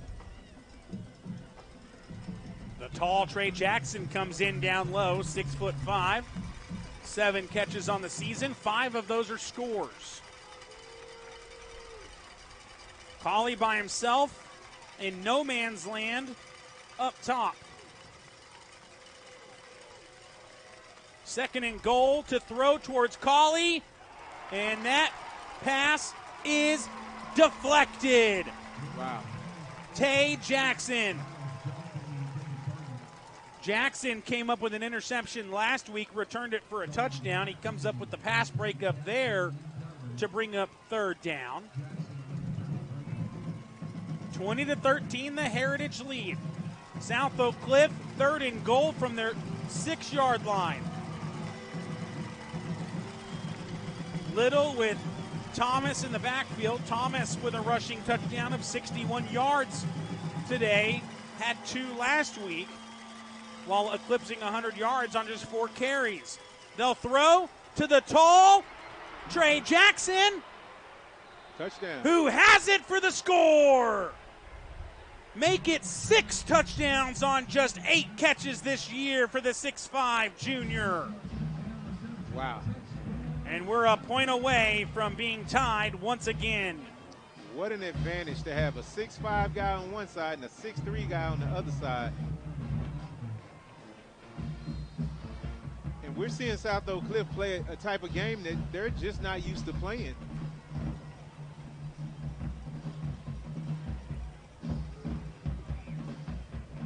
Kick from Varela is up, and it is good. And we are tied in Mansfield once again. 3:38 to play in the third quarter.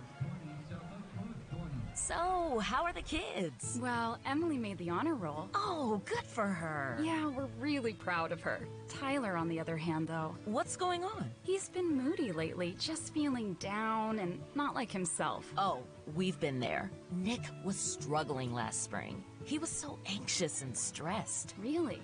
What helped? Well, he joined the soccer team. And ever since, he's been a lot happier. He has more energy, he's less stressed, and he's definitely in a better mood at home. It's made a huge difference. That's awesome. Yeah, I'm glad he's getting out of the house, he's getting some exercise, and he's off his phone for once. It's been good for his mental health. Sounds like it's been good for your mental health, too. Participating in Texas high school sports improves students' physical and mental health. Encourage your son or daughter to get involved. This message presented by the UIL and the Texas High School Athletic Directors Association.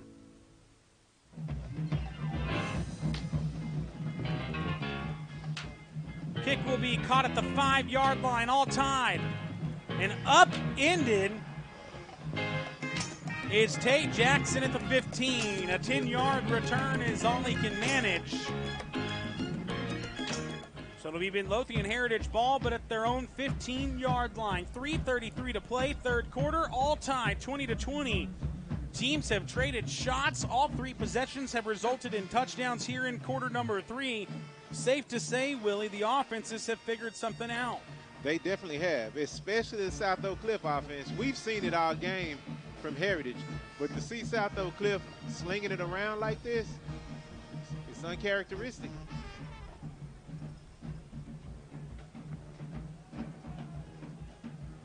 Stacked receivers down low, option play for Brown. He'll keep it himself across the 20. He goes, 7 yards gained.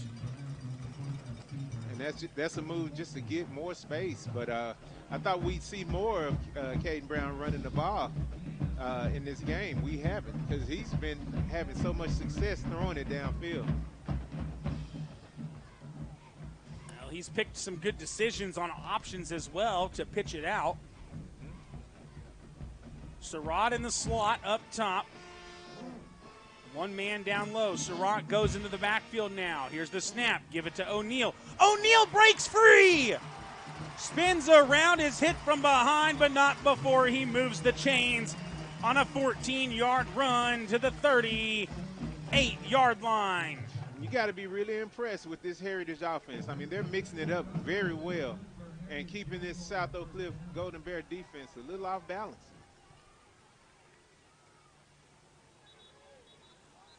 Three receiver look down low and a false start, and one of the coaches is livid for Midlothian Heritage. Drags his headset now as that penalty moves him up 5 yards. That's very frustrating. We've seen him do that a couple of times so far. I think they've been called for 3 false starts, or 2 false starts and a couple of delay of games, and they're still trying to figure out what they want to run here. Play clock at 15, 3 receivers in a line down low, stacked behind one another, nobody up top. O'Neal in the backfield, stands next to his quarterback Brown, and takes the handoff, trying to stretch it outside. It is not there. He'll lose a couple to the 30, and it's 2nd and 17. When this trips left formation, you're wondering if they're maybe setting something up for later.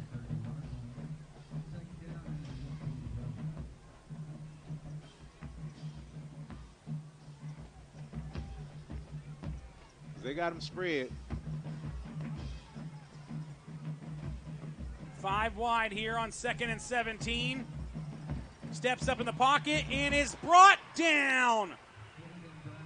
Nice shoestring tackle there in the backfield to get the sack. Keith Smith, the future Mean Green Eagle. Ooh, the Leopards saw too much of him last week. That's a fact.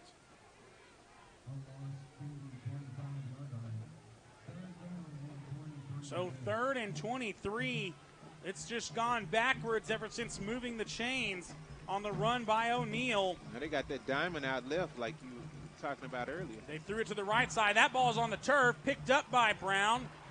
There are flags, and it doesn't matter what he does here. He'll run out. And I guess, though, he got to the 40, and they'll call it the 37. So you could decline this and take it up to the 37-yard line. I think they would decline this one. Make it 4th and long. Yeah, they're going to decline and make it. Yeah, you're just going to bring the punt team out. It's a hold. The player called for the hold was jumping up and down when he saw the flag. An interesting thing, though, is they moved the ball back. So I think they'll need to bring that back on up to the 37. Well, right? and that's what the coaching staff for Midlothian Heritage is saying is, no, you got to give me the spot then if they declined it. Exactly. He stepped out at the 37-yard line. So walk it out. I'm glad they got that figured out because, yeah, you can't have your cake and eat it, too. Exactly. So to punt, Ryan Figueroa is the punter. Or no, excuse me, Jason Barela is the punter. That punt's angled out. No, that takes a huge bounce in favor of South Oak Cliff. Landed at the 41 and add 6 more yards onto it. South Oak Cliff going to get good field position for the 2nd straight drive. They've scored on both possessions here in this half. And we're all tied, 38 seconds to play in the 3rd. South Oak Cliff trying to take the lead. And South Oak Cliff, they couldn't have scripted this quarter any better. Can they take the lead for the 2nd time tonight? Their first since it was 6-3. This is the 3rd time we've been tied, not counting 0-0. We were tied at 6 apiece. 13-13 and now 20-20. Nothing working there on that carry by Tedrick Williams, no gain. And that'll probably be the last play of this quarter. Could run one more if they want to, but don't seem to be in a hurry. The play clock is not even running.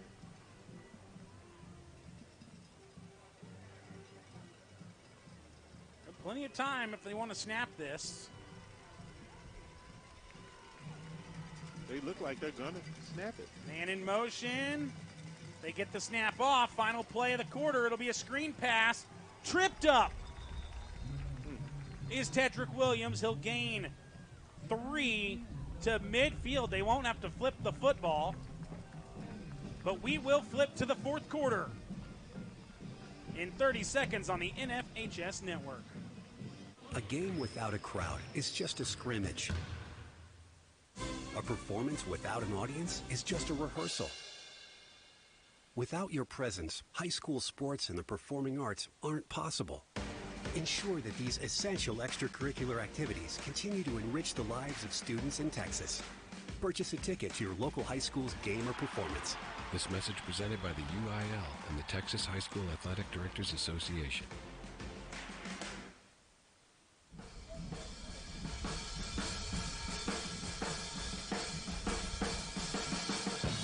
To 20 our score as we go to the final quarter of action in this 5A Division II Region 2 semifinal. South Oak Cliff, the defending state champions, Midlothian Heritage in their first season at the 5A level, and these teams are in a dogfight, 20-20. South Oak Cliff's offense switching directions with a big 3rd and 7 coming up. Lance Ragland, Willie Drew. Here on the NFHS network, this broadcast powered by SportsGram. Here we go, 3rd down and 7 as the fourth quarter is underway.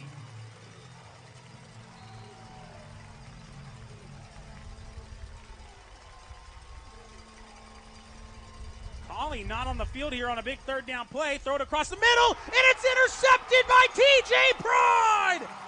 His first interception of the year is a huge one as he splits right around Corinthian Coleman for the pick. Yeah, he was able to dive right over the top of Coleman to just sort of pick that one off. There was nothing Coleman could do about that. You got to wonder what happened, why Collie wasn't in the game either on that big 3rd down play. He's been the main pass catcher for South Oak Cliff. This could be a huge momentum turn right here because South Oak Cliff had it all going. I mean, offensively and defensively in that 3rd quarter. Scored on their first 2 drives of the second half, tying the game and then answering a touchdown drive by Midlothian Heritage. And was able to get a stop. But Heritage forcing the game's first turnover. Here we go. Heritage football. They'll give it to TJ Pride. On a reverse, he'll carry it for 3. Let's reward the playmaker. I mean, he just got the pick. Let's see what we can do. Pride with a touchdown reception in this game and now an interception on defense, getting it done on both sides of the football. It's playoff football for you, right? That's right. 2nd down and 7 following the 3-yard gain by Pride. Surratt in the slot down low alongside TJ Pride. 1 man up top. 2 in the backfield behind the quarterback Brown. Now they send Mason O'Neill out wide. Option play, doesn't want to give it to his tailback, and will throw it over his sideline. 3rd down. Can South Oak Cliff's defense come up with a 3 and out to answer the interception? You see how easy it is to just get outside the pocket and throw the ball away. We saw. How many times do quarterbacks run it and just step out after a 2-yard loss when makes no sense? You could just hand it to someone. You know? We saw Daniel Jones just sort of throw it out of bounds. Didn't even move out of the pocket. Need to get to their own 49-yard line on 3rd and 7 here. Final quarter just underway. Brown steps up. Line drive pass is caught in midfield. Wow. And who is it? It's TJ Pride as he darts around Dylan Brown-Turner. And there was no room for error on that throw. I mean, he put it right where only TJ could catch it. Very accurate, this Caden Brown kid is. That was a quick pass from a 3-quarter arm slot from Caden Brown. And Brown committed to South Dakota State, the future Jack.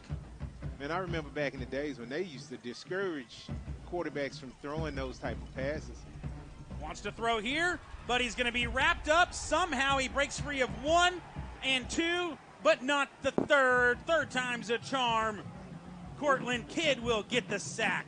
And the only reason the first guy didn't make that sack was he had an offensive lineman draped all over him. That should have been a hold.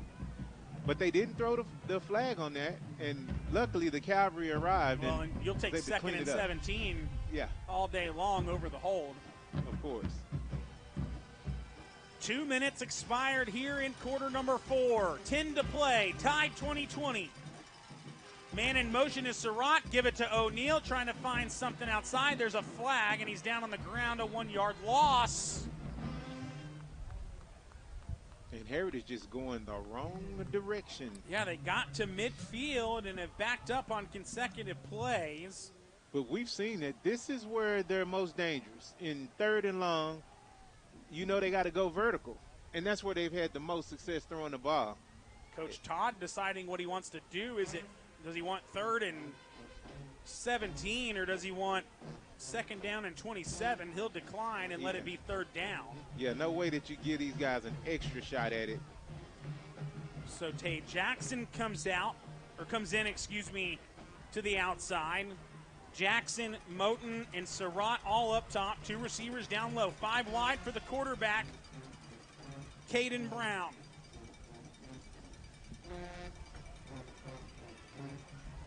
And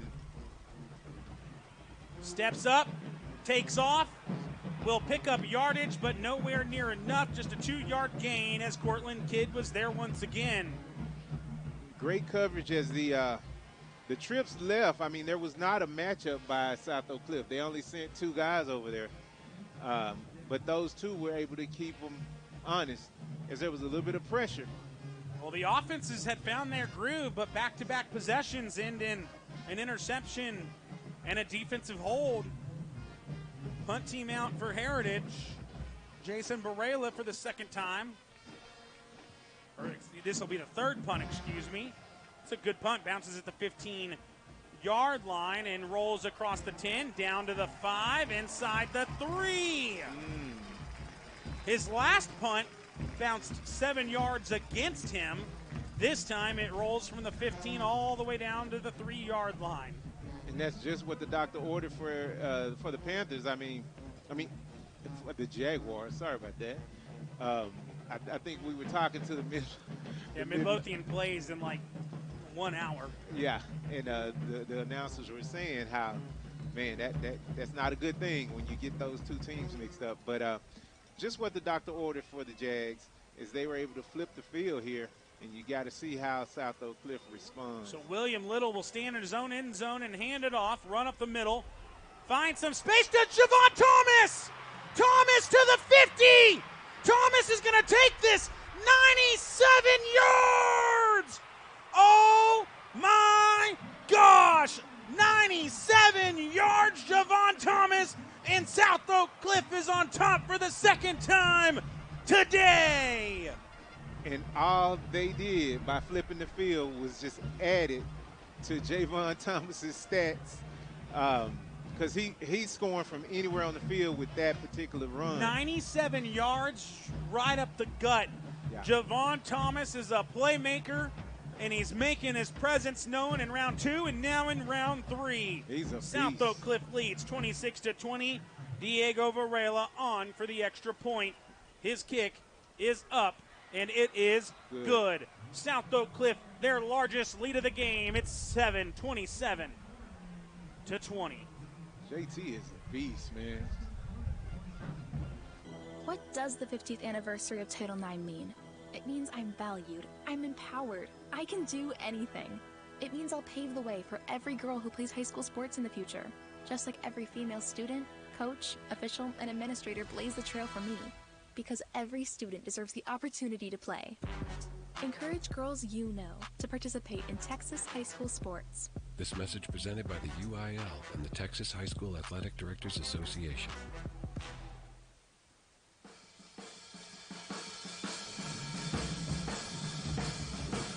What a fun one at Newsom Stadium in Mansfield. 27-20, a 97-yard touchdown run for Javon Thomas, who's got scores of 61 and 97 today.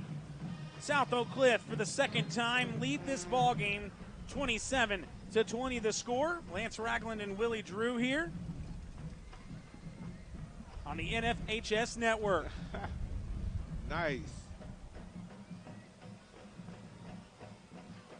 So Midlothian Heritage going to have to answer from behind now, and that kick will go out of bounds, so they'll get the ball at the 30-yard line. Real quick, back home, got the faithful listeners watching the broadcast. My wife Alyssa, son Chase and Landry are back home watching. Big soccer match in the morning? No, the soccer season's over. Oh, okay. Soccer season's over. We got a trophy. Does Chase get into the World Cup action at all? No, you know, it's Landry, the 5-month-old, that'll sit there and she'll watch sports with me, and TV's on sports. She's so content. Gotcha. Chase is doing a Ninja Warrior class now. Gotcha. Keep him active, huh? That's right. Midlothian Heritage back out. Tries to find an answer for a 97-yard touchdown run. Brown to throw. Rolls out to his right. Wants to take a shot downfield. Has his man, Stetson Surratt, and they do answer. Oh, no, he's tackled inside the 3. Chased down at the last second by the 4-star Manny Muhammad, the number 6th ranked cornerback in the country, and he uses his speed to prevent a touchdown, but it is 1st and goal from the 3. Heritage trying to answer. Hand it off, Mason O'Neill. Not going to happen this time as he's down for a 1-yard loss. Mark that, 8 minutes, 10 seconds. That tackle could be huge. It could be huge. And like That's I said, why you never give up on a play. Like I said, the Golden Bears, we saw in the 4th quarter last week, and we're seeing it throughout this entire game. They're showing some vulnerability deep. If you can get the time back there to throw it, they're finding ways to complete passes down the field. Might see some type of wildcat-ish play here. They do have the normal quarterback in, but he's got 2 tailbacks off to his left. And they'll run it with the quarterback. Reaching for the end zone, he's in! Heritage answers! And it took just 3 plays. Just like that. This has turned out to be a phenomenal football game. Friday night lights to its fullest. It was 13-6 at the half. We are now an extra point away from being tied 27-all. Dylan Riggins to tie it. He's 2 for 2 on his field goals. Has made his extra points. And he will drill this extra point. 27-27 our score. We've had touchdowns in 2 of the last 4 plays, and we've still got 7:23 to go here at Newsom Stadium. Back in 30 seconds on the NFHS network. A game without a crowd is just a scrimmage. A performance without an audience is just a rehearsal. Without your presence, high school sports and the performing arts aren't possible. Ensure that these essential extracurricular activities continue to enrich the lives of students in Texas. Purchase a ticket to your local high school's game or performance. This message presented by the UIL and the Texas High School Athletic Directors Association.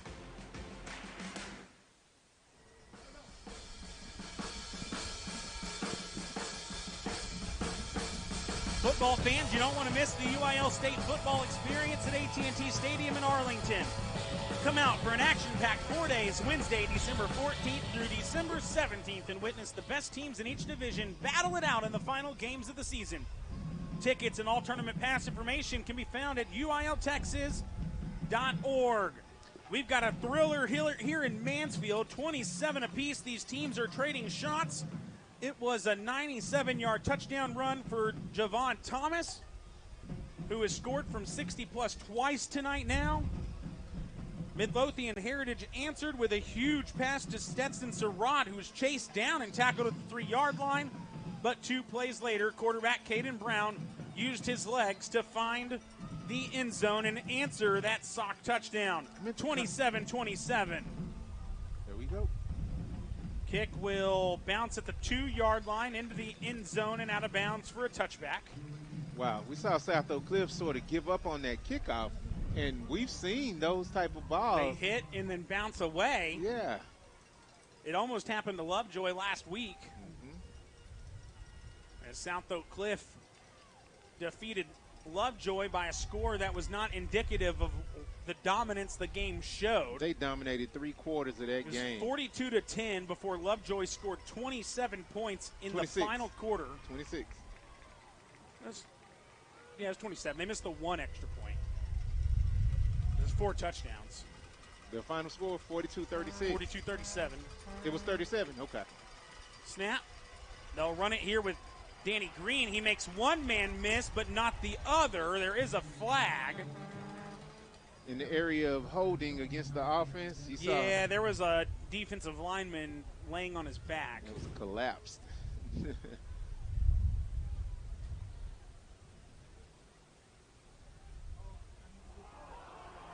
Oh, it's going the other way. Oh, defensive. wow. Oh. Well, Heritage doesn't like that one. It's got to be a face mask, right? Jamari Colley on the other sideline is riding his pony down the field. I did not see what the call was, but they marked out 15 yards. To the 40-yard line, the football goes here in a tied ball game. Snap. Give it to Green. He makes one man miss, but everyone else is there. Gain of 4. And how big is that 15 yards? After a pretty decent stop on first down. Yeah, it was a 1-yard loss instead. Ball at the 40. Now they've picked up 4.5.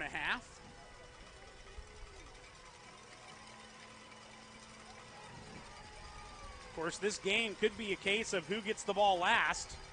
Shot to Colley. Colley tries to spin his way to stay in bounds. He will have the first out at the 44 into Heritage territory. And I don't think you really want to stop that clock if you're at South Oak Cliff,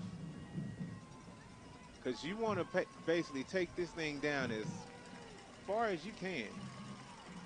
2 down low, 1 up top for Little.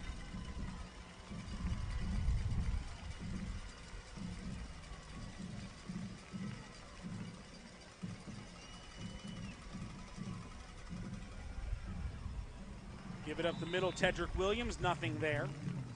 And if nothing else, that'll at least get the clock started again. Whereas even if you get down in the field goal range and you just drain this clock, or at least get Heritage to using timeouts. We've seen Heritage doesn't take too many plays to score, but you want to force them to have to do that.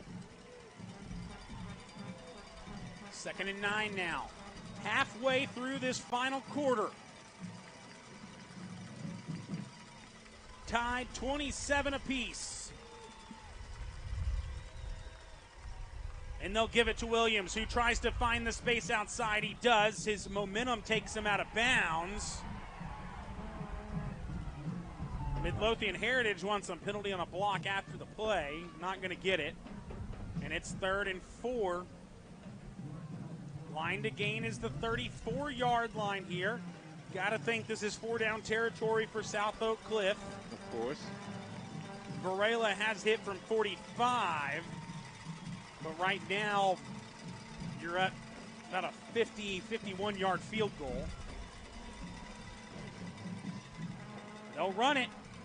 He's close. And he's not going to get there, but the second effort in the push, did he? Not quite. I think he's a yard short. Where they spot this football will matter. Looks like they look to the sideline. Maybe an inch or 2 short. They're going to ask for the chains to come out and measure.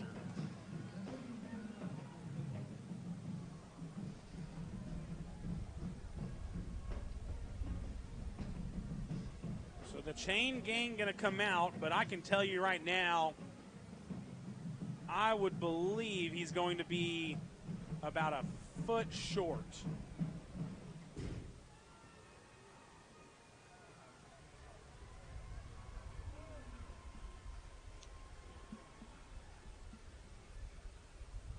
come the chains. Gotta imagine Southlake Cliff going to go for this. Of course.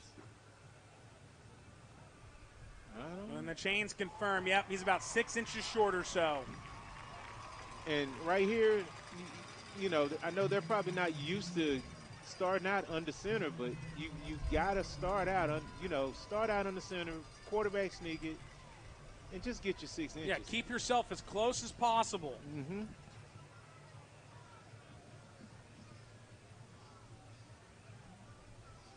We'll see what the Golden Bears do.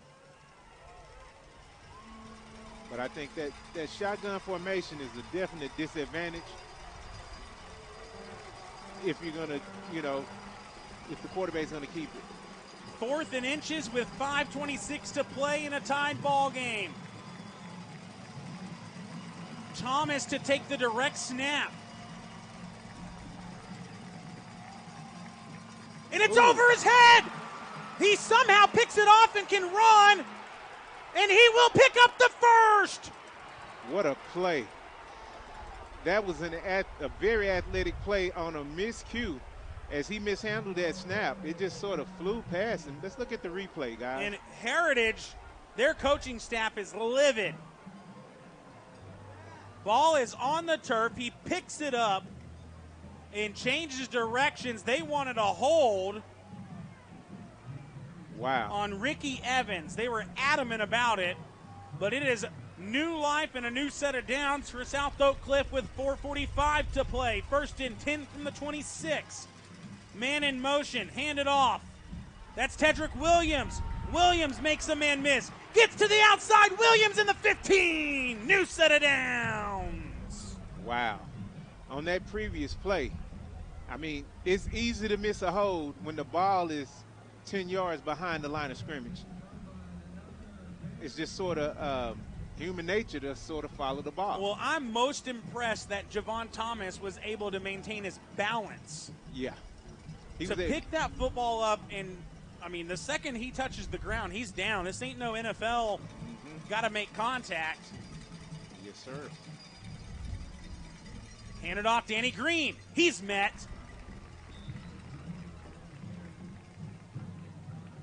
Colby Petoskey. No, that was Brandon Thomas, excuse me. Yeah. And the Golden Bears can gain a first down. Around the 3-yard line's going to move the chains. 2nd down and 8. They're letting the clock run now, 3:40. They're definitely firmly in field goal range. I don't think they're thinking about 3. Snap, give it to Green. Green to the 10-yard line, but a couple of 2-yard runs just now.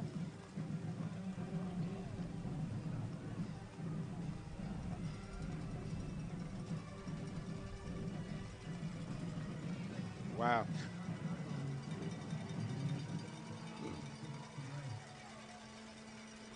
And Heritage is in a really tough spot right here because they really can't use the timeout because these guys can get a first down. Yeah.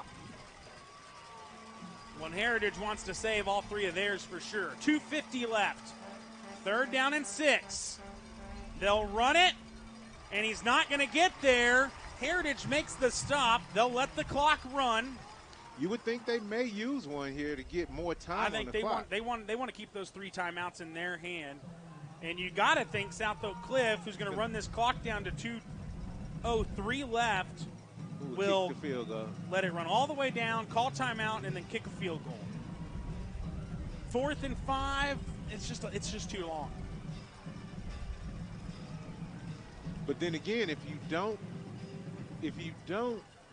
convert here, you got these guys with their back to the goal line, and they haven't done very well. Yeah, but then all they need is a field goal to win, and their kicker's been perfect, including 2 field goals. Yeah. Does call the timeout with 2:03. We'll keep it here. So,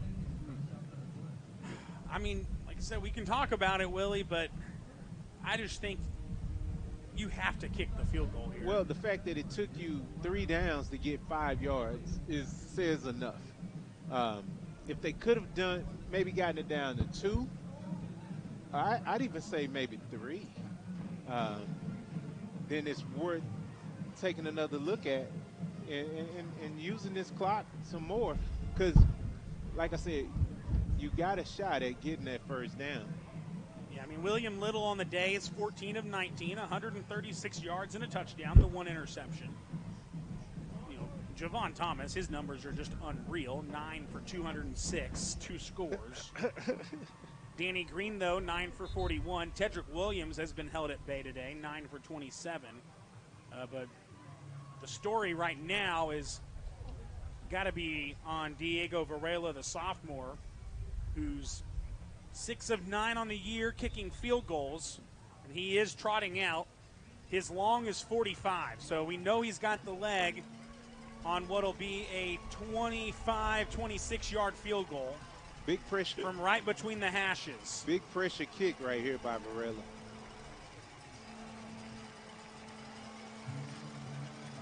His holder is limping out.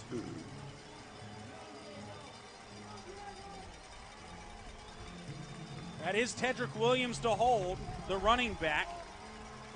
He softly gets to the ground and is ready to hold a 25-yard go-ahead field goal.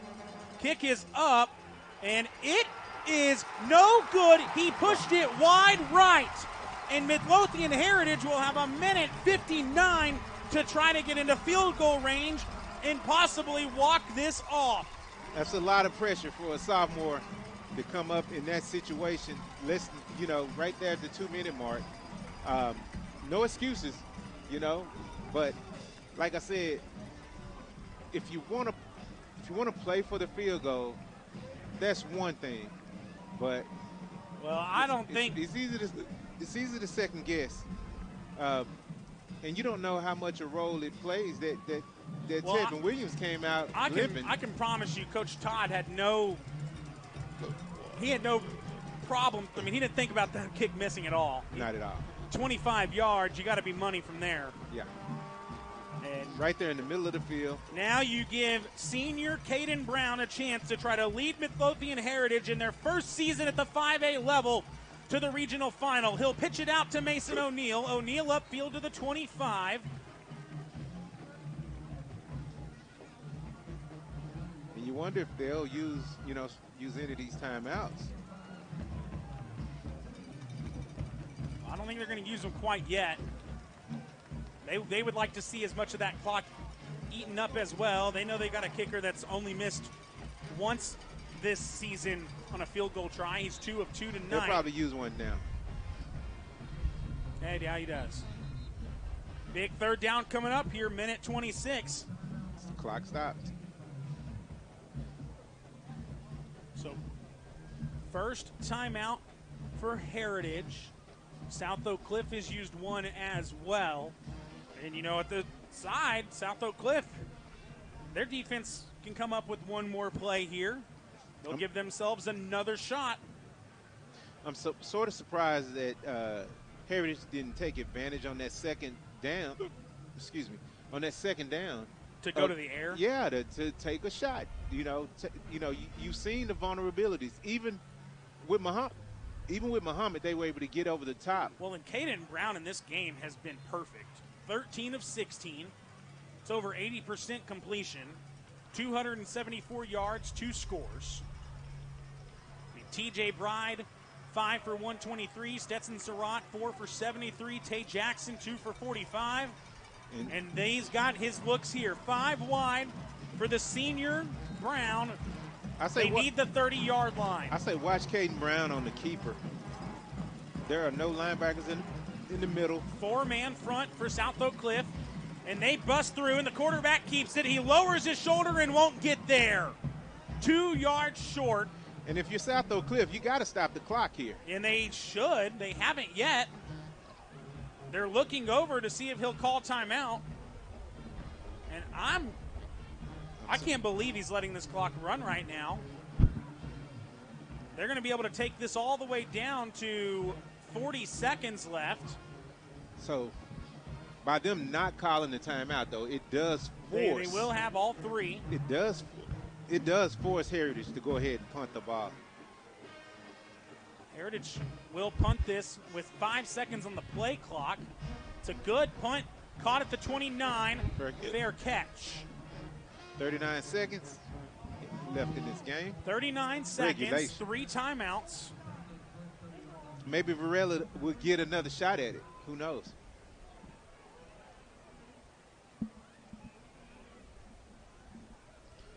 I still think that Heritage wasted a huge opportunity to take at least one shot downfield. Yeah, no, I 1,000% agree.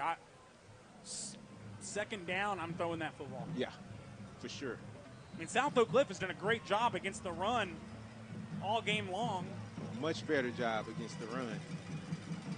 Tried to fool them on the 4-yard QB draw, but not there. So South Oak Cliff with new life here. Tie ball game, 27 apiece. 39 seconds left. They'll run it with Javon Thomas. Thomas can get to the outside.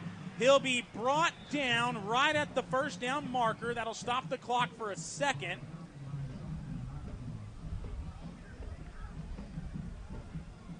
They can come up and spike it here or call the timeout. Ooh, but they got bigger problems now as they've got a hurt player, and that is Javon Thomas. So a timeout taken. He got drugged down.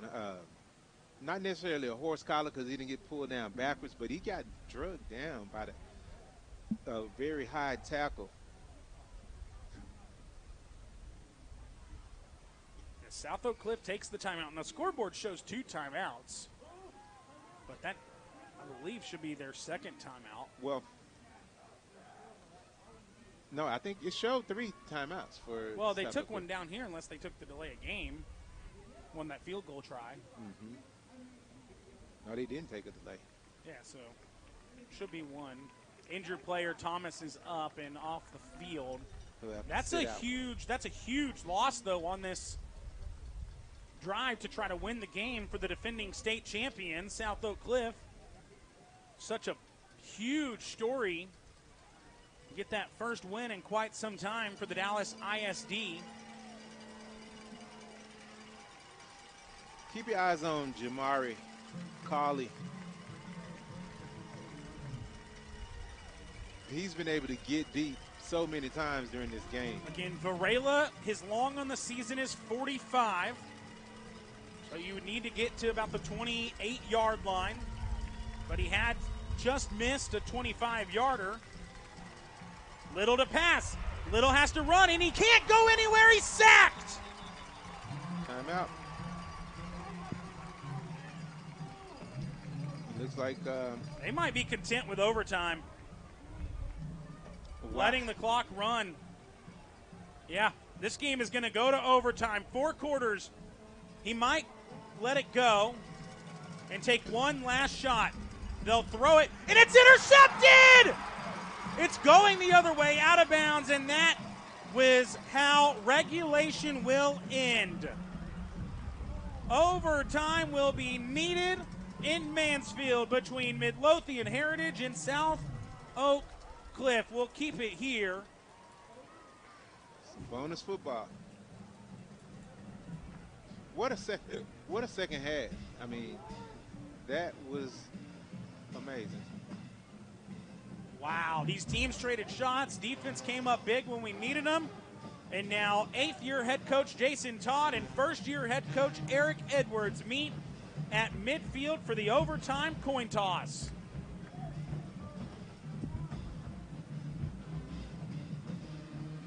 Explaining the overtime rules to both coaches.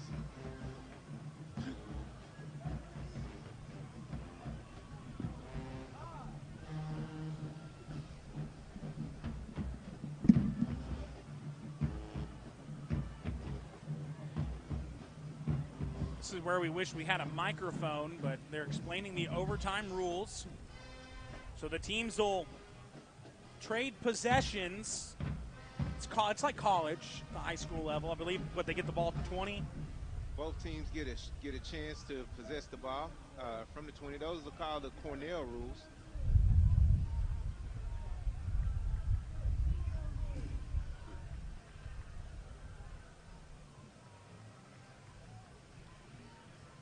So I'm not sure who's getting the ball first. Okay, Midlothian is getting the ball first and will go to the end zone on our right.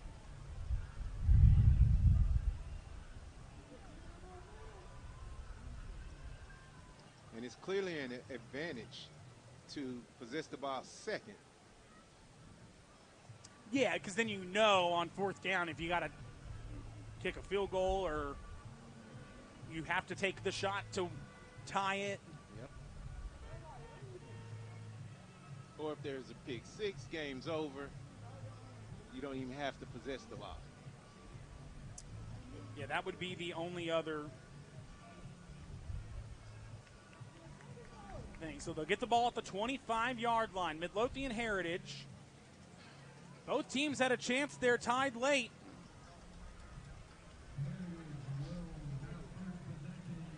Midlothian Heritage couldn't get 10 yards. South Oak Cliff went backwards. The interception didn't play a difference at all. And they'll go 5 wide here on 1st and 10 from the 25. Now they'll hand it off, and they will lose yards on the handoff to Tay Jackson. A little trickery there. I don't think it hurts Heritage as much because, like I said, they're in that area where you go over the top, man. You got to take shots. Oh, it was a big loss on the play, 6 yards. They'll put 2 tailbacks in the backfield, one either side of Caden Brown here, so he's got just 2 receivers. Snap, fake it, give it, keep it with the quarterback, and he'll pick up the lost yardage to the 23-yard line, 3rd down. Again, Dylan Riggins on the year. His long is 42. This is within that range and would have a slight wind behind it. But you got to think, going up against the defending state champions, you don't want to settle for a field goal in your first possession of overtime. Correct. But it is 3rd and 8. The yard to gain is the 15. 3 receivers right, 1 up top. Caden Brown, the snap. Here comes the rush. He cannot get sacked, but he does. And you have to wonder. Has to throw that football away. Because now you're out of field goal range. That's what I was going to say. That really damages any chance to get points here. 2 tackle for losses on the drive. Have it 4th and 18 at the 33. Again, this would be a 51-yard field goal. And Riggins, who has been perfect tonight, 2 field goals and has made all his extra points. Unfortunately, his long this year is 42. Diamond down low, 1 man up top. They need the 15. Here comes the rush. He steps up, but nobody's open. Now he throws it, and he sailed it out of bounds, and it's a turnover on downs. And South Oak Cliff will need a field goal to win it. Varela may get the opportunity. South Oak Cliff survive once again. He may get the opportunity to redeem himself. In round 1, it was Randy Reese who returned a punt in the 4th quarter. 55 yards to put South Oak Cliff on top. They would hold defensively and win. Lovejoy tried to make a mammoth of a comeback with 27 points in the 4th quarter last week. Recovered 2 onside kicks, but could not recover a 3rd. And now South Oak Cliff will get a chance, needing a field goal to win here in overtime number 1. I don't see any reason for him to throw the ball. Midlothian Heritage unable to score on their possession. They'll run the ball here up the middle. Not much there. Of course, Diego Varela had a chance to make a field goal and take the lead from 25 yards. He missed wide right. Danny Green on the carry. Positive yard. Javon Thomas was hurt on that second to last drive. They'll give it to Green again, trying to bust outside. He'll be a yard short of the 1st. Nice run by Danny.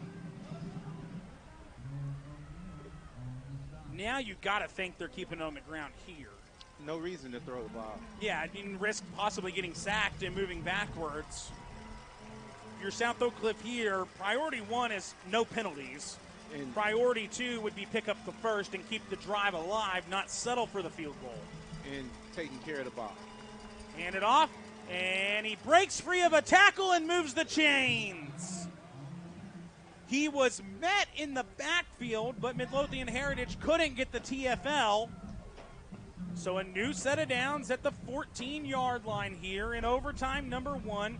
Again, Midlothian Heritage unable to score on their possession. A field goal would win it. This is where you lean on that powerful offensive line. Trey Jackson down low. They'll run it to the left. Danny Green to the 5. Reaching. Tackled at the 1. It'll be first and goal from there. Wow. I thought he fell across that goal line. 1 more yard to end things here at Newsom Stadium.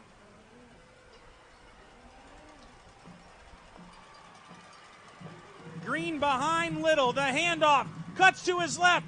Diving for the end zone. They're going to call him down at the 1.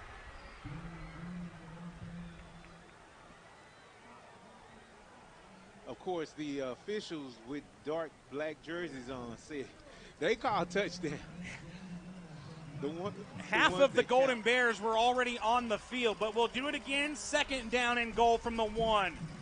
Go right back to Green, and he's in! And the defending state champions will continue their dance in 2022. Danny Green ends it in overtime. And that's it. 33-27 our final in overtime. What a game. Man, you feel for Midlothian Heritage in their first season in 5A football. They take the defending state champions to overtime. And what a football game. That was a great game. And what that lets you know is that even if Heritage was able to salvage a field goal out of that first possession of overtime, it wouldn't have made a difference.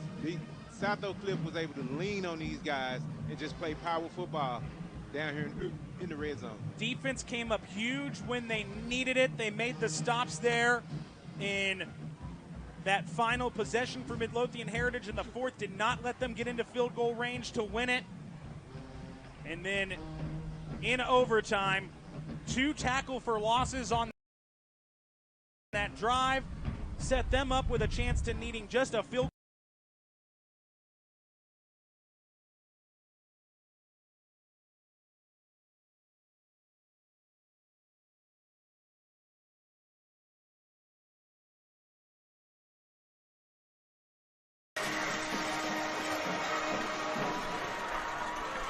Knowles in shotgun, takes the snap, looks to his right, fires it to Jackson again. And he will be stopped in the backfield for no gain. They will give him 1 on the play. 2nd and 9.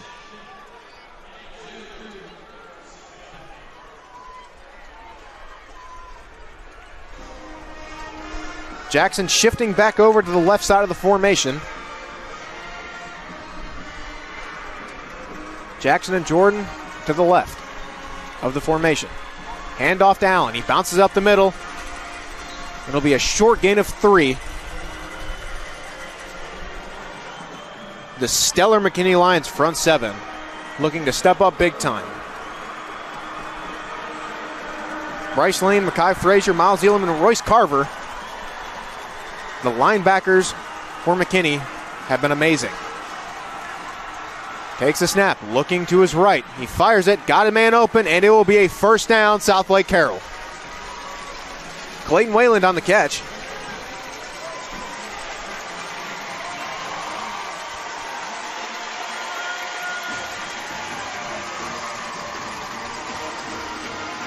Running out of bounds there, puts the clock at 2:05. 2 receivers to the left, 1 to the right. Knowles will take the snap. Hand it out, or fake that handoff, and he will take it himself, and he will slide down for a gain of 3.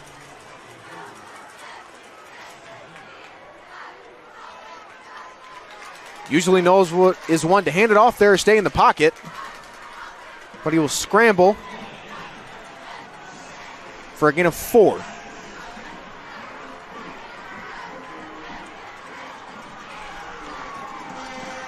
Hands it off to Allen again. He's got a hole outside, and he's got some room to work with. Bounces it outside. Got plenty of daylight. And that's going to flip the sides of the field. Southlake Carroll is moving once again after another great run from Owen Allen. That'll put him down at the McKinney 31-yard line with 1:28 to go.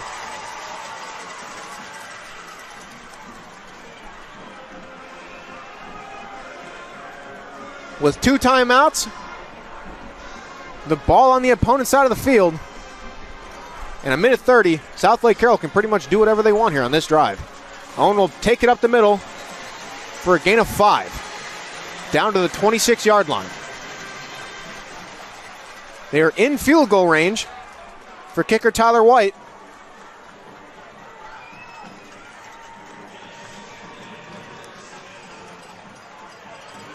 They'll keep it moving. Knowles takes the snap, fakes the handoff down, throws it outside to Jordan. He's got some room to work with, and he's inside the red zone. First down, Dragons, and he will be down to the 13-yard line. Under a minute to go. Southlake Carroll is in the red zone. Both crowds are on their feet as Southlake Carroll looks to deliver the dagger.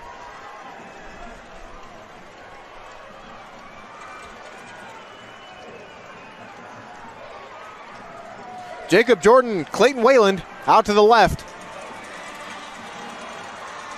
He'll hand it off to Allen. He'll bounce it outside. He's got a hole. Bounce it outside. He's got enough room. Touchdown, Dragons!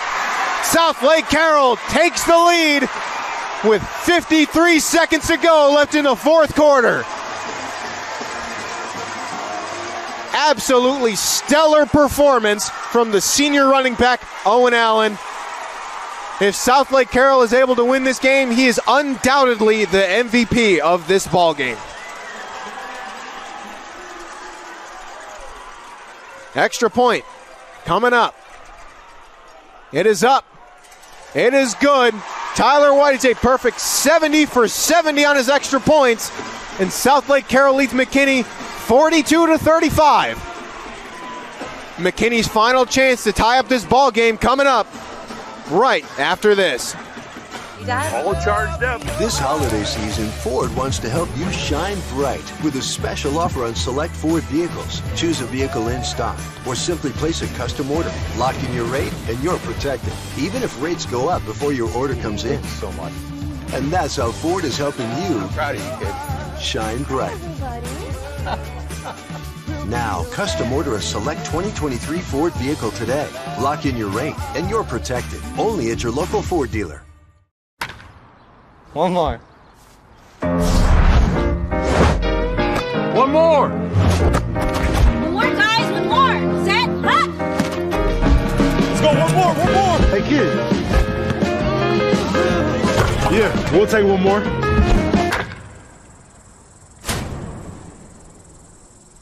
Oh, one more. Wow! Do it one more time. Under a minute to go, the McKinney Lions will most likely have their final drive coming up here.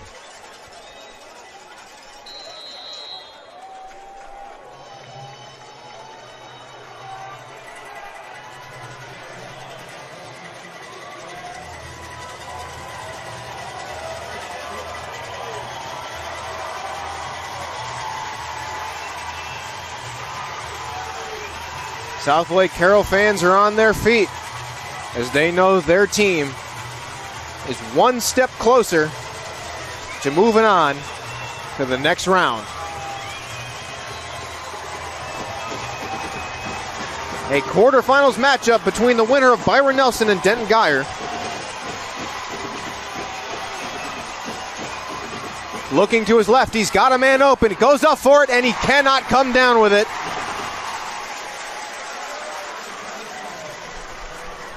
Luster was trying to hit his man, Dylan Rhodes. on a catch down the sideline.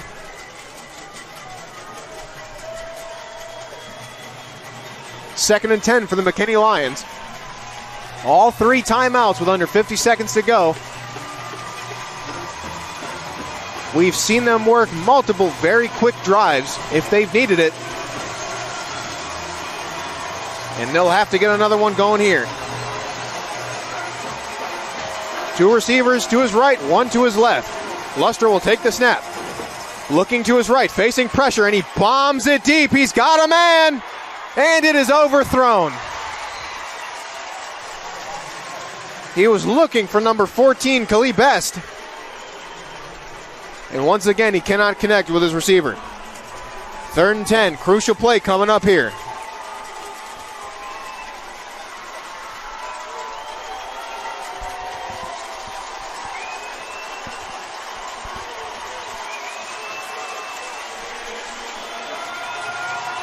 No matter what, if it's 4th down, you got to go for it.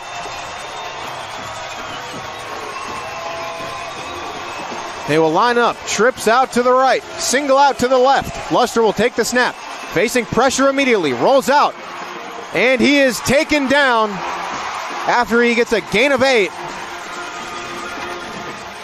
And McKinney will opt to take their first timeout, but they are facing 4th down after they retake the field.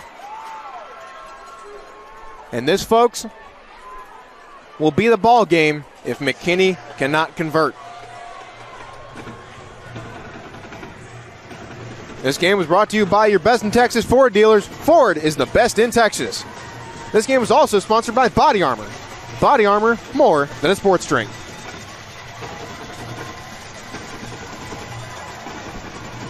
The 8-4 McKinney Lions looking to make a push into unfamiliar territory. Haven't won a state title since 1979 and have not made it in the playoffs this far in just about as long. No matter how this season ends for the McKinney Lions, it has undoubtedly been a fantastic one.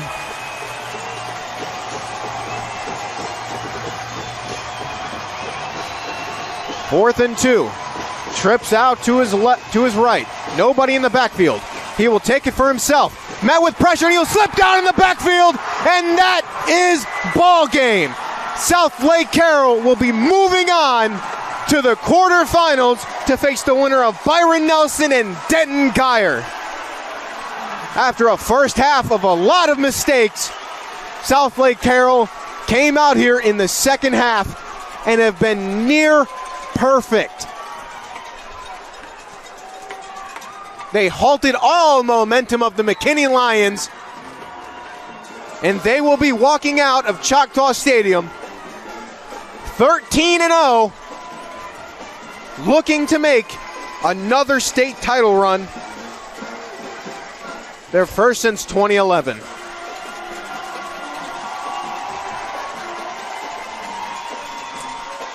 Southlake Carroll, one of the titans of 6A D2, continue their hot streak, their unbeaten streak, and they move on. They will defeat the McKinney Lions 42-35. What a ball game we have had, folks.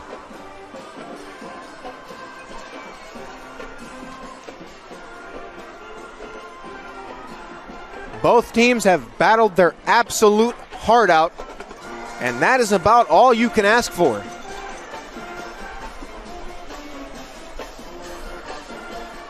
Once again, I've been blessed to be a part of an absolutely amazing ball game here.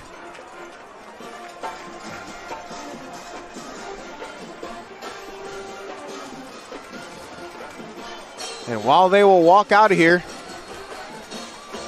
with a defeat, the McKinney Lions should walk out with their head held high, knowing that they went toe-to-toe with one of the most storied and legendary 6A D2 schools in Southlake Carroll. after a first half where they went in to halftime with the lead. They were not able to keep the lead going into the second half.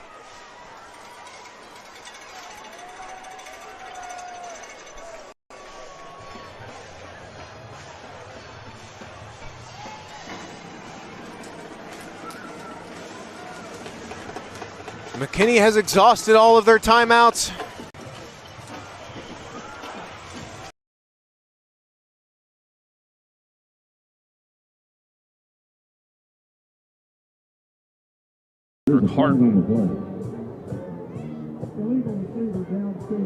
No penalty going to be called, so still life here for the Cougars. 11:51 to go, and I think you're always going to get into that debate of, okay, we have a lead, let's just run it out, let's give it to our backs, and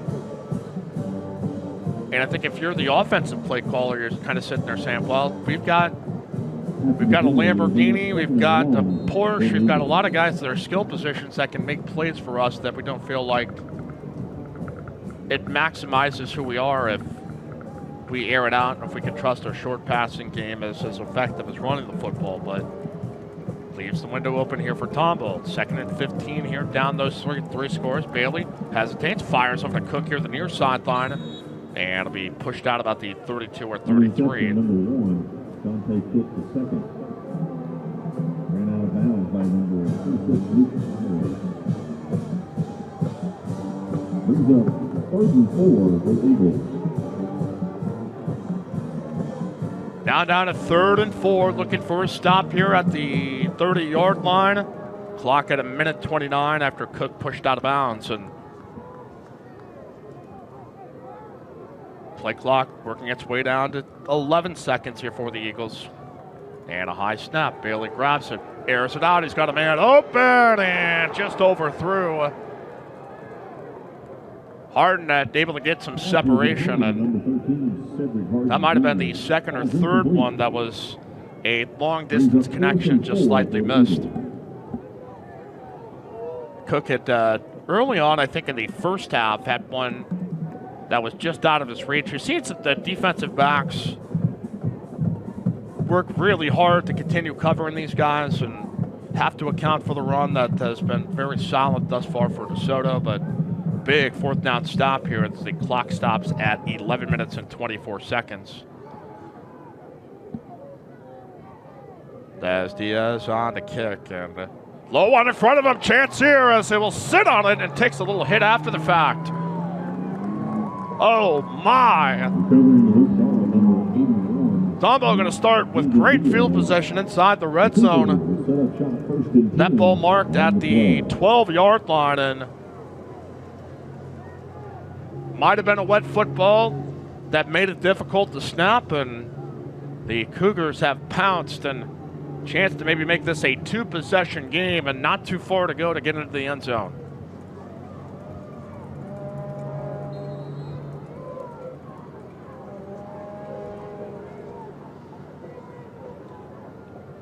All right,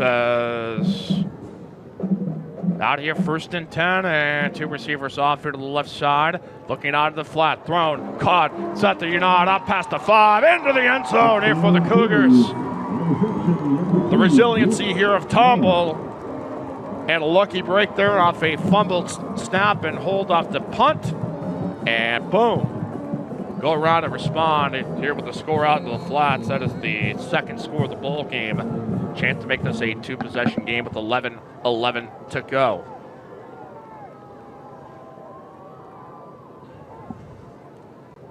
As we'll continue on, Alvarado here with the point after.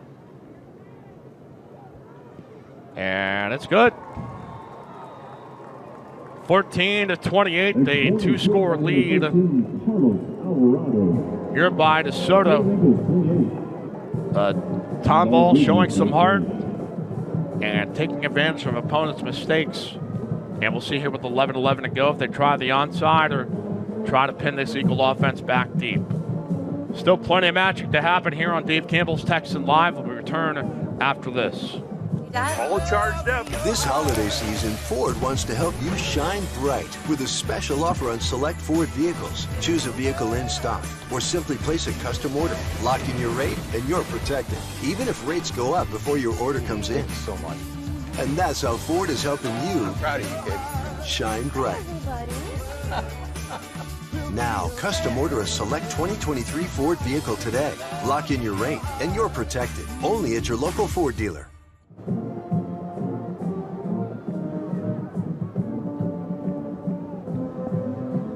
And we're back here at the field in Pflugerville. 11 minutes, 11 seconds to go in here in our fourth quarter.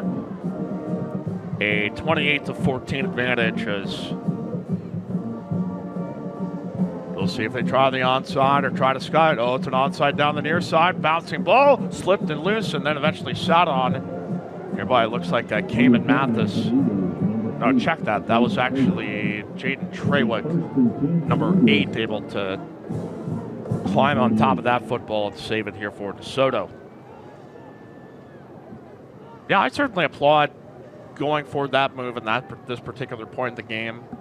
It's an Eagle offense that has really turned the Jets up here in the second half that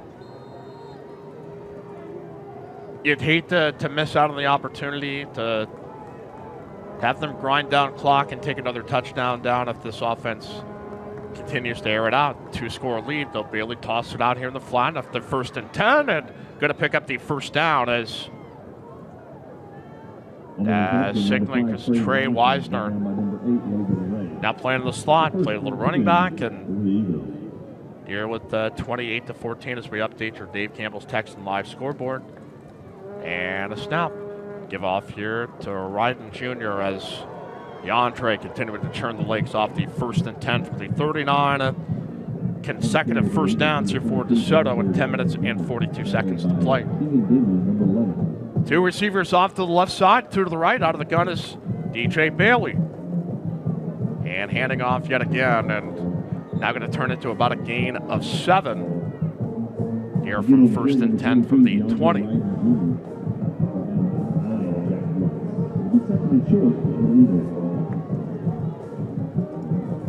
And the handoff going off left tackle, and here from 2nd and 3 will now move the change yet again here for the Eagles. 10 minutes and 12 seconds left to go here in the 4th and final quarter. It'll be 1st and 10 for the Eagles. Cougars going to need to force a turnover here or find a stop. Well within field goal range here for the Eagles. Quick toss out there, and negative yardage. May have lost the football and able to hold it into his hands as thought Wisner may have lost a grip on it in the moment, but nonetheless it'll be at least a loss of 3. We'll set up now for 2nd and 13 at the 19-yard line. 2 receivers off to the right, Cook towards the bottom of your screen. Again, Dalen Jones, the tight end, had a touchdown catch earlier. Off there in the slot, off to the right. And the handoff, and nowhere to run. And now 3rd and 12 coming on up. Number 8 on carry, Jaden Frederick, tackled by number 99, Lucas Parris. Brings up 3rd and long for the Eagles. All right, 3rd and 13. 2 receivers left side and 2 to the right. Tom Ball looking for a stop here with 8 minutes, 53 seconds. Some pressure out of the edge. Bailey going to try to take off and run with it. His legs are still going and will push forward out to the 13-yard line. Big, powerful kid that looks like he has been tough to bring down. So it looked like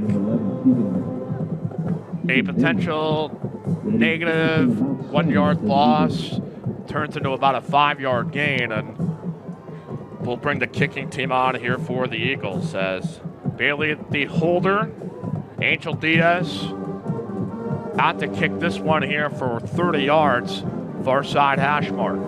Left hash mark we go as he's 5'8" this year and a long of 40. Low line drive and through the uprights and good here for DeSoto, and now leads 31-14.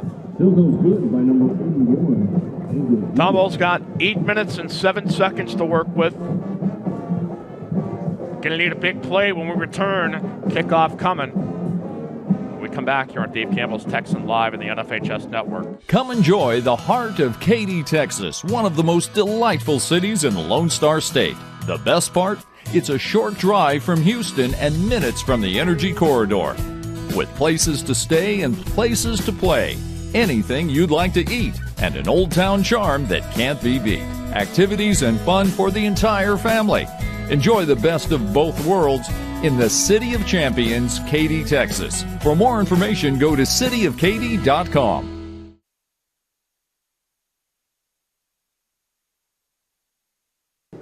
(31-14) after a made 30-yard field goal. And we'll be kicking off here from the 40. Time running out here for Tomball, but going into the wind. But some fresh life breathed into this team after a drop snap on a punt that put the Cougars well in front of their own touchdown, and which should be in front of their own end zone, that wound up becoming a 10-yard score. And here, though, 3-possession bowl game, but again, all 3 timeouts still available.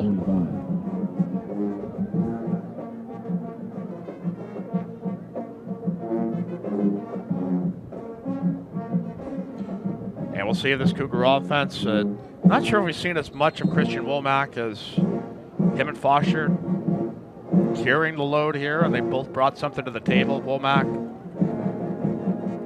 here as a senior, has been just well over a 2,000-yard season, and give it off here to a right tackle. Can he find some open space? He busts through, and it's probably one of his longest gains of the day, besides the 30-yard touchdown that was the first score. Churning out 5 to 6 yards, and then saw on that one the great shiftiness, balance. Now turns into 1st and 10 here from the 40. Give off here as we'll try to shake back upfield. And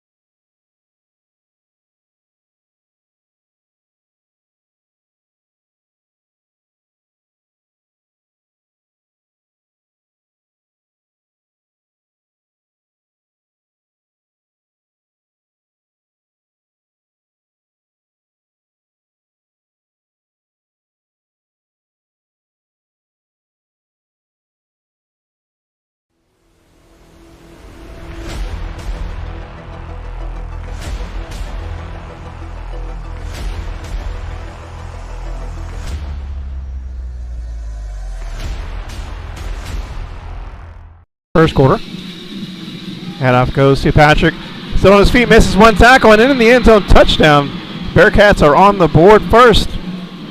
They lead this one 6-0 so far.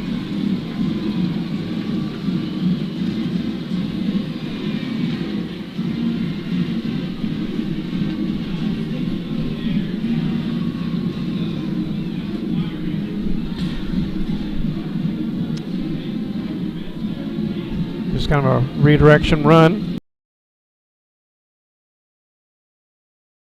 split 2 receivers on here to the right side, 1 to the left. There's a man coming in motion here as going to take Carson Monrad from the right to the left. Taking the snap, play action fake. Got a man over the middle, gets into a tight window. That's a first down catch for Carson Monrad. And we've got a flag though. Yardage was good. It looked like the catch was good. DeSoto pointing their fingers at the other side, and we'll get some clarification here as to the play.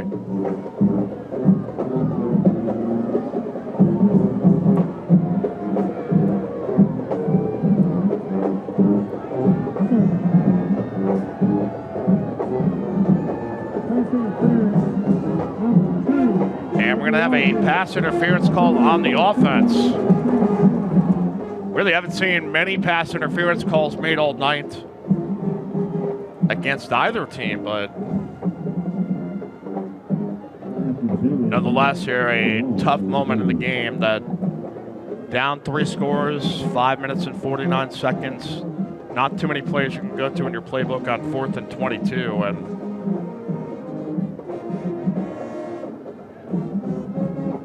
see if Coach Dave Handel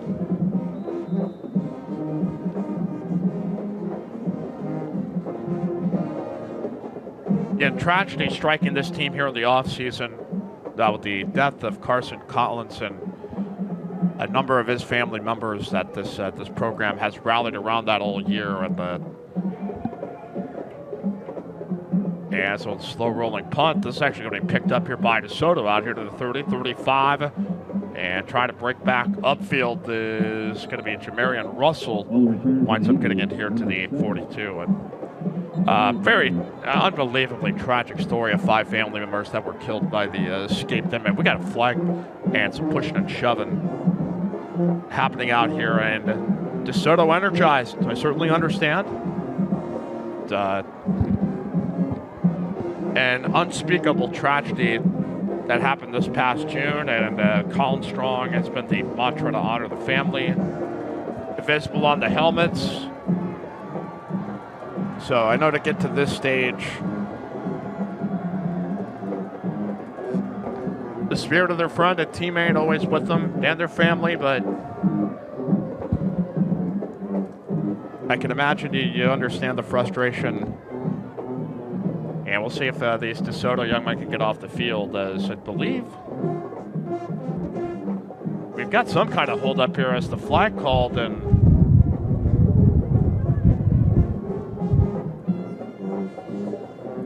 going to get close to an unsportsmanlike conduct penalty if you still keep seeing guys jump out onto the field.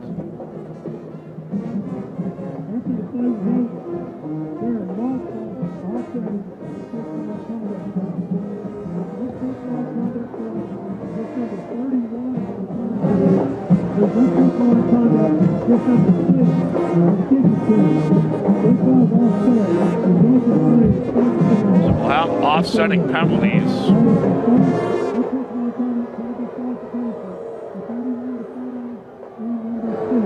Can't really make out exactly what the officials are saying, but certainly the DeSoto football players dancing, getting hyped, feeling like with 5 minutes 34 seconds and a 3-possession game, this game is secure, but never say never just quite yet.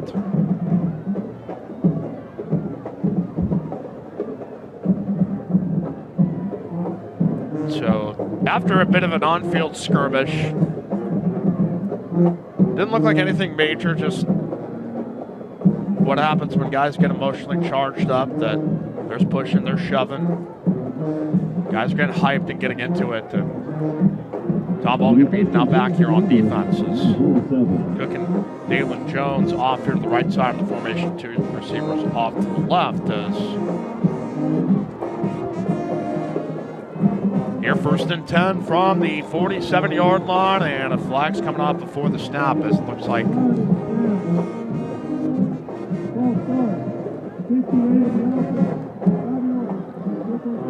we had Cedric Harton as the quarterback here, as a look that we have not seen in this game.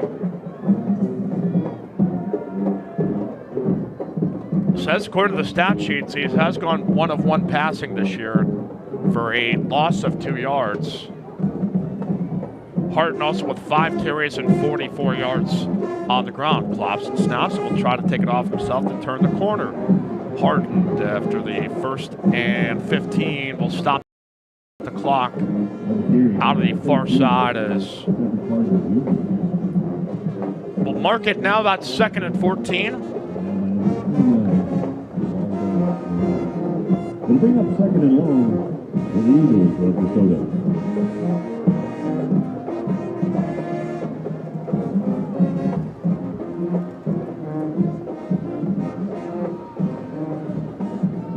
Now 2nd and 15 coming on up, as if he got a yard, it was less than a half, as Clock still going though here in 4:48, and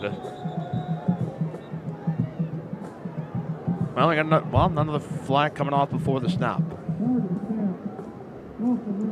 Now that'll be a legal procedure here against DeSoto that certainly had their share of penalties in the first quarter, starting to rack up some more here in the fourth. And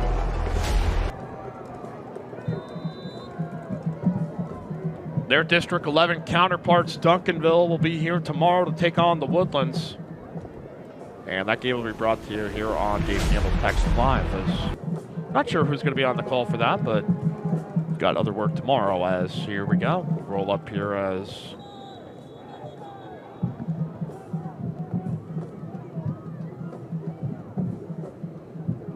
yeah, again, that was Jaden Treywick on the carry on 2nd and 20. Now sets up 3rd and about 17. A timeout taken here by Tomball. They've got 2 remaining.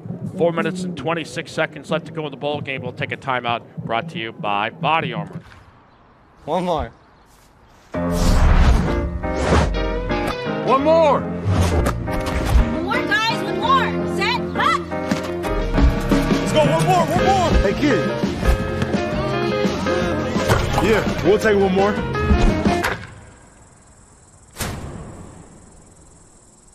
Oh, one more. Wow! Do it one more time. Do it one more time.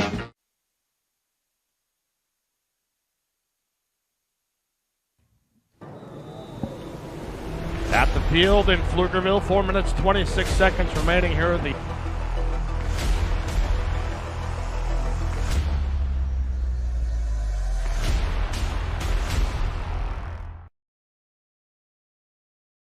but he wiped his right hand on his pants as he held the ball in his hand to get ready to throw. That tells you there's moisture on the football.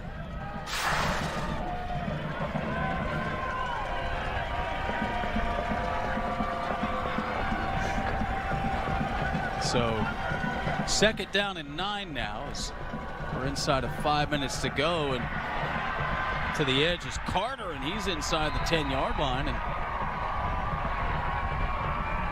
it's going to be close to a first down. In fact, I think he's got enough. Yep, it's going to be 1st and goal. Everett Carter, 6'4" Swiss Army knife. 1st and goal. Love has it. Love brought down at the 3-yard line. They've done a good job. They've had struggles running the ball at the Bears in the middle.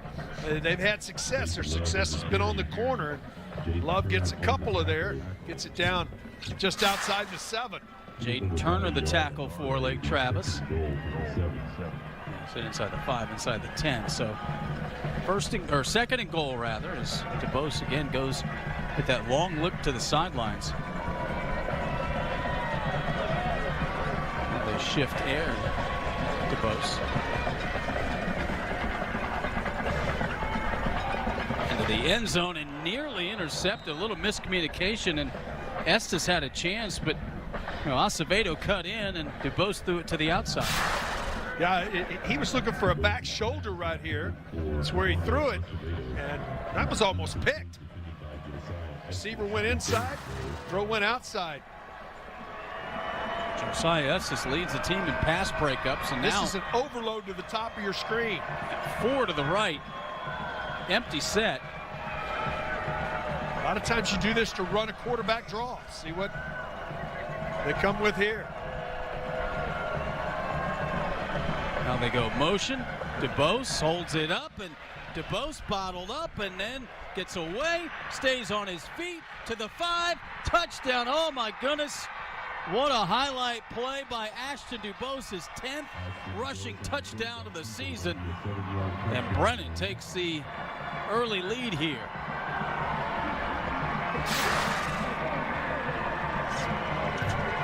Well, Keith, this is stuff you don't coach. Yeah, I mean, everything's covered to the outside. This individual effort to get into the end zone, just an outstanding individual effort. Next point, no good though. The low hook, first on the board, Brennan. We're back after this.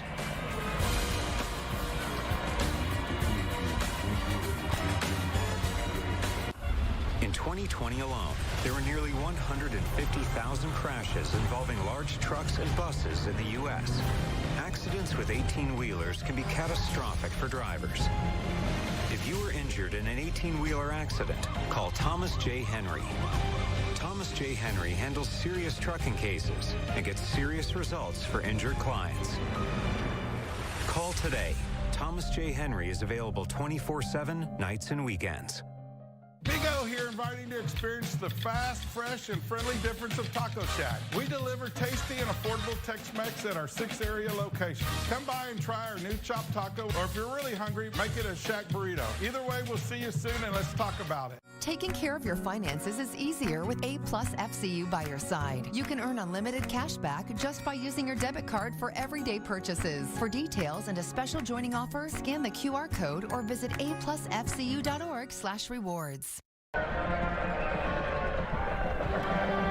Brennan strikes first, and Ashton DuBose showing off the legs, Keith, but extra point no good, so just 6-0. Yeah, and they, you know, if you're a Cavalier, you think you had them stop, but they did a nice job of getting to the outside and made adjustments. How about the timeout? I'm going to go back to the timeout. The Cavaliers were just marching it down the field, took a timeout, got it stopped, punt, and then drove it 73 yards in 8 plays to get on the board. His kick fielded going the other way back at the 5-yard line, and now out to about the 22. Boy, that's 15 yards the hard way for Nico Triant. And now Cavaliers get it back. All right, now you got to answer on the other side. You know what you got to do here. Would think that they would try to get back and get Nico Hamilton going again in the running game. So the return from Tryon out to the 22, a 17-yard return, and here come the Cavaliers. They load up that left side. And that's the way they go with Hamilton. He gets the edge, and Hamilton is off to the races. What a burst. All the way up near midfield, and he was not touched until he got right to that Brennan boundary. I tell you what an outstanding job of sealing the corner. That's what you got to do when you're running a football. You want to seal? Get a seal on the corner, get Hamilton out in space. Keelan Elder trying to keep up and ran him out of bounds. He'll put him out at the 47-yard line.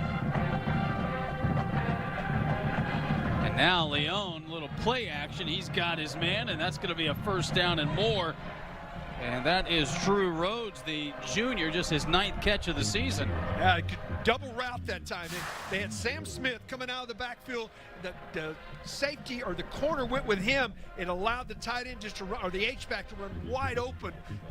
Good pitch and catch down inside the 35. Yeah, 2 plays, and Lake Travis in business here.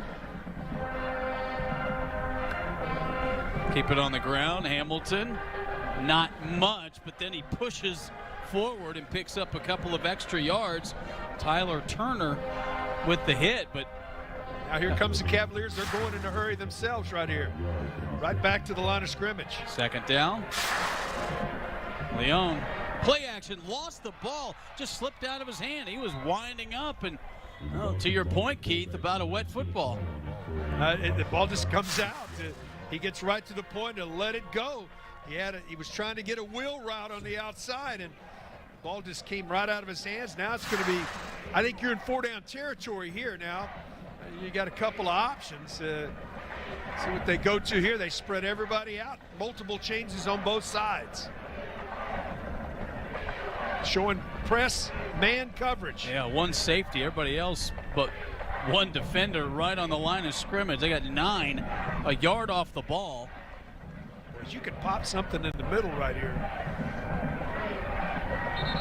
And now, be a timeout, Lake Travis, with 2 minutes to go. So, Hank Carter, little cat and mouse game going on in there. Yeah, saw something there he didn't like, and well, it's big because, as you say, it's probably 4 down.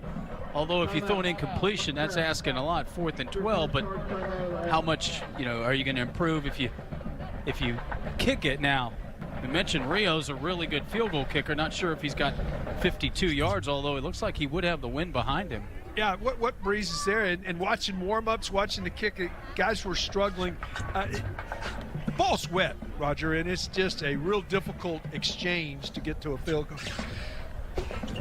Yeah, so each team taking a timeout, and Brennan on defense, and that seemed to kind of wake them up. And now Lake Travis on a big third down play after they had two huge plays to get into Bears territory.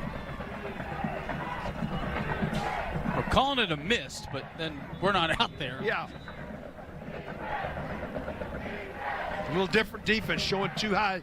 Tampa too deep here, showing zone.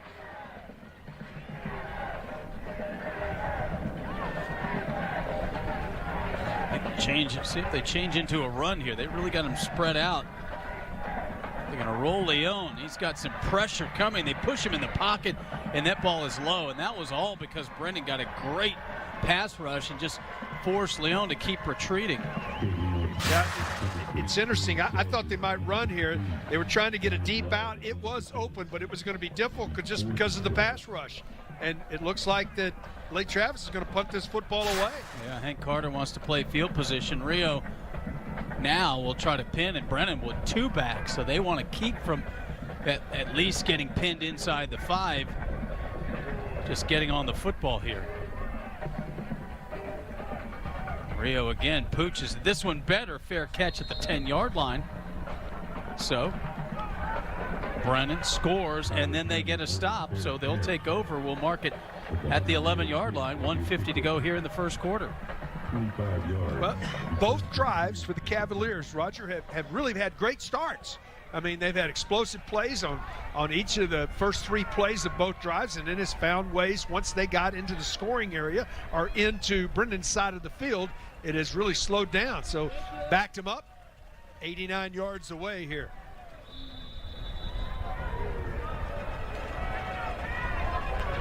So DeBose with that highlight rushing touchdown back at quarterback, and play action going to the sideline, and he's got his twin brother Aaron. There's a flag over there as well. It would be a pickup of about 7. See what the call is. Could it be an illegal formation? Yeah, an illegal player downfield. Was the wide receiver covered up? We'll see what the call is here. Again, Maxwell is our referee tonight. Yeah, good call. 5 yards from the previous spot. Repeat first down. And what that happens, folks, is if the wide receiver covers up the tight end goes downfield. If the tight end stays in, it's okay. But if he goes downfield, he becomes a lineman because he's covered up on the outside, and he gets downfield. It's cost you 5 yards. Play the play over. Well, now you're back at your own 6-yard line, so you got to take care of the football here if you're Brennan.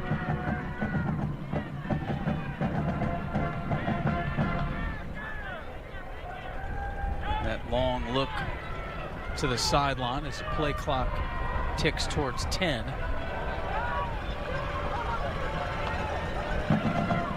DeBose going up top. He's got his man wide open, Acevedo. Not too easy. Big target right there, and just like that, they cover up the 15 and then some. Well, they caught Lake Travis on a corner blitz. The corner was coming, and they read it perfectly. Here they come right back to the line of scrimmage.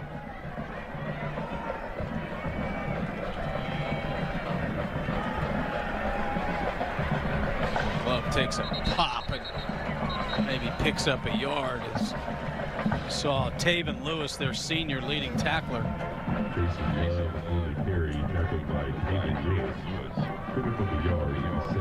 They're coming right back. They are relentless back to the line of scrimmage. This is hurry up. Yeah, and then they'll slow it down, but they keep LT from subbing.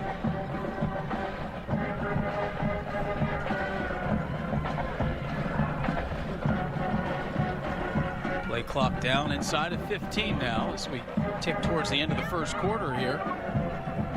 Take it all the way inside of 10. Straight quarterback keep, and DeBose takes a pretty good hit, bounces off. That'll be the potentially could be the final play of the quarter. You'd think maybe they'd want to have a little extra time on this third down. I think it will be. So first quarter in the books here at Cougar Stadium on the campus of New Braunfels Canyon High School. You're watching high school football live from Thomas J. Henry on KBBO.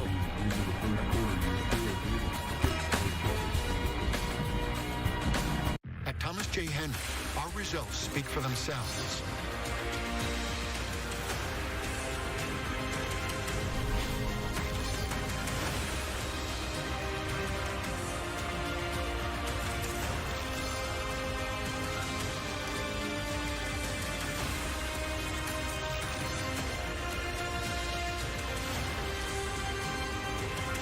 Thomas J. Henry, the name you know, the firm you trust. Hi, I'm Courtney Covert. Since 1909, my family has taken great pride in providing a hassle-free vehicle buying experience. So if you're looking to make this year's festivities even merrier, visit Covert Cadillac of Austin. Happy holidays from the Covert family to yours. CovertCadillac.com. Wilson Roofing is a proud sponsor of high school football. Austin's premier roofer, family owned for over 45 years. Roof leak, wind or hail damage? We're experts in insurance and ready to assess and determine what repairs your roof may need. Call to claim your free inspection. Welcome back to New Braunfels Canyon Cougar Stadium on a cool, breezy, misty Black Friday evening here. And Brennan Bears 6-0 here. We'll give these guys credit. Our advanced pain care fan cam as they hang in there. At least they're letting them bring the umbrellas in. Not all stadiums do that. That's exactly right. Big third down play right here for Brennan. They need 6. What unusual defensive alignment. 4 guys for the Cavaliers. The umbrella look. They are way off of the ball here. Dubose, just dropped and picked off on the ricochet. Boy, it went right through the hands of Aaron Dubose, and then the interception for Lake Travis. That's Gavin McCulloch, the junior linebacker. Well, this is going to be enough for the first down. They spread everybody out to stop. Delivers the football, just slips through the hands, and the ricochet.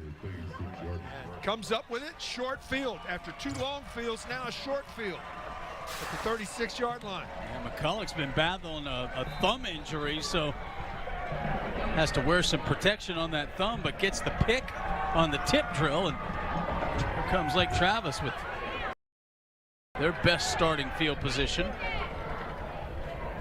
Zone read keep, and Leon, what a great move, and then he slides down, and a little contact after the slide. I'm thinking if you slide, especially feet first, you're giving yourself up. There was contact after that, no call on the play. But a nice job right here. Watch this move. Plants that foot, cuts it back up the middle. Positive yardage. I guess they'll say the contact was yardage. I guess they'll say the contact was, he was trying to avoid it as well and kind of went over the top of it.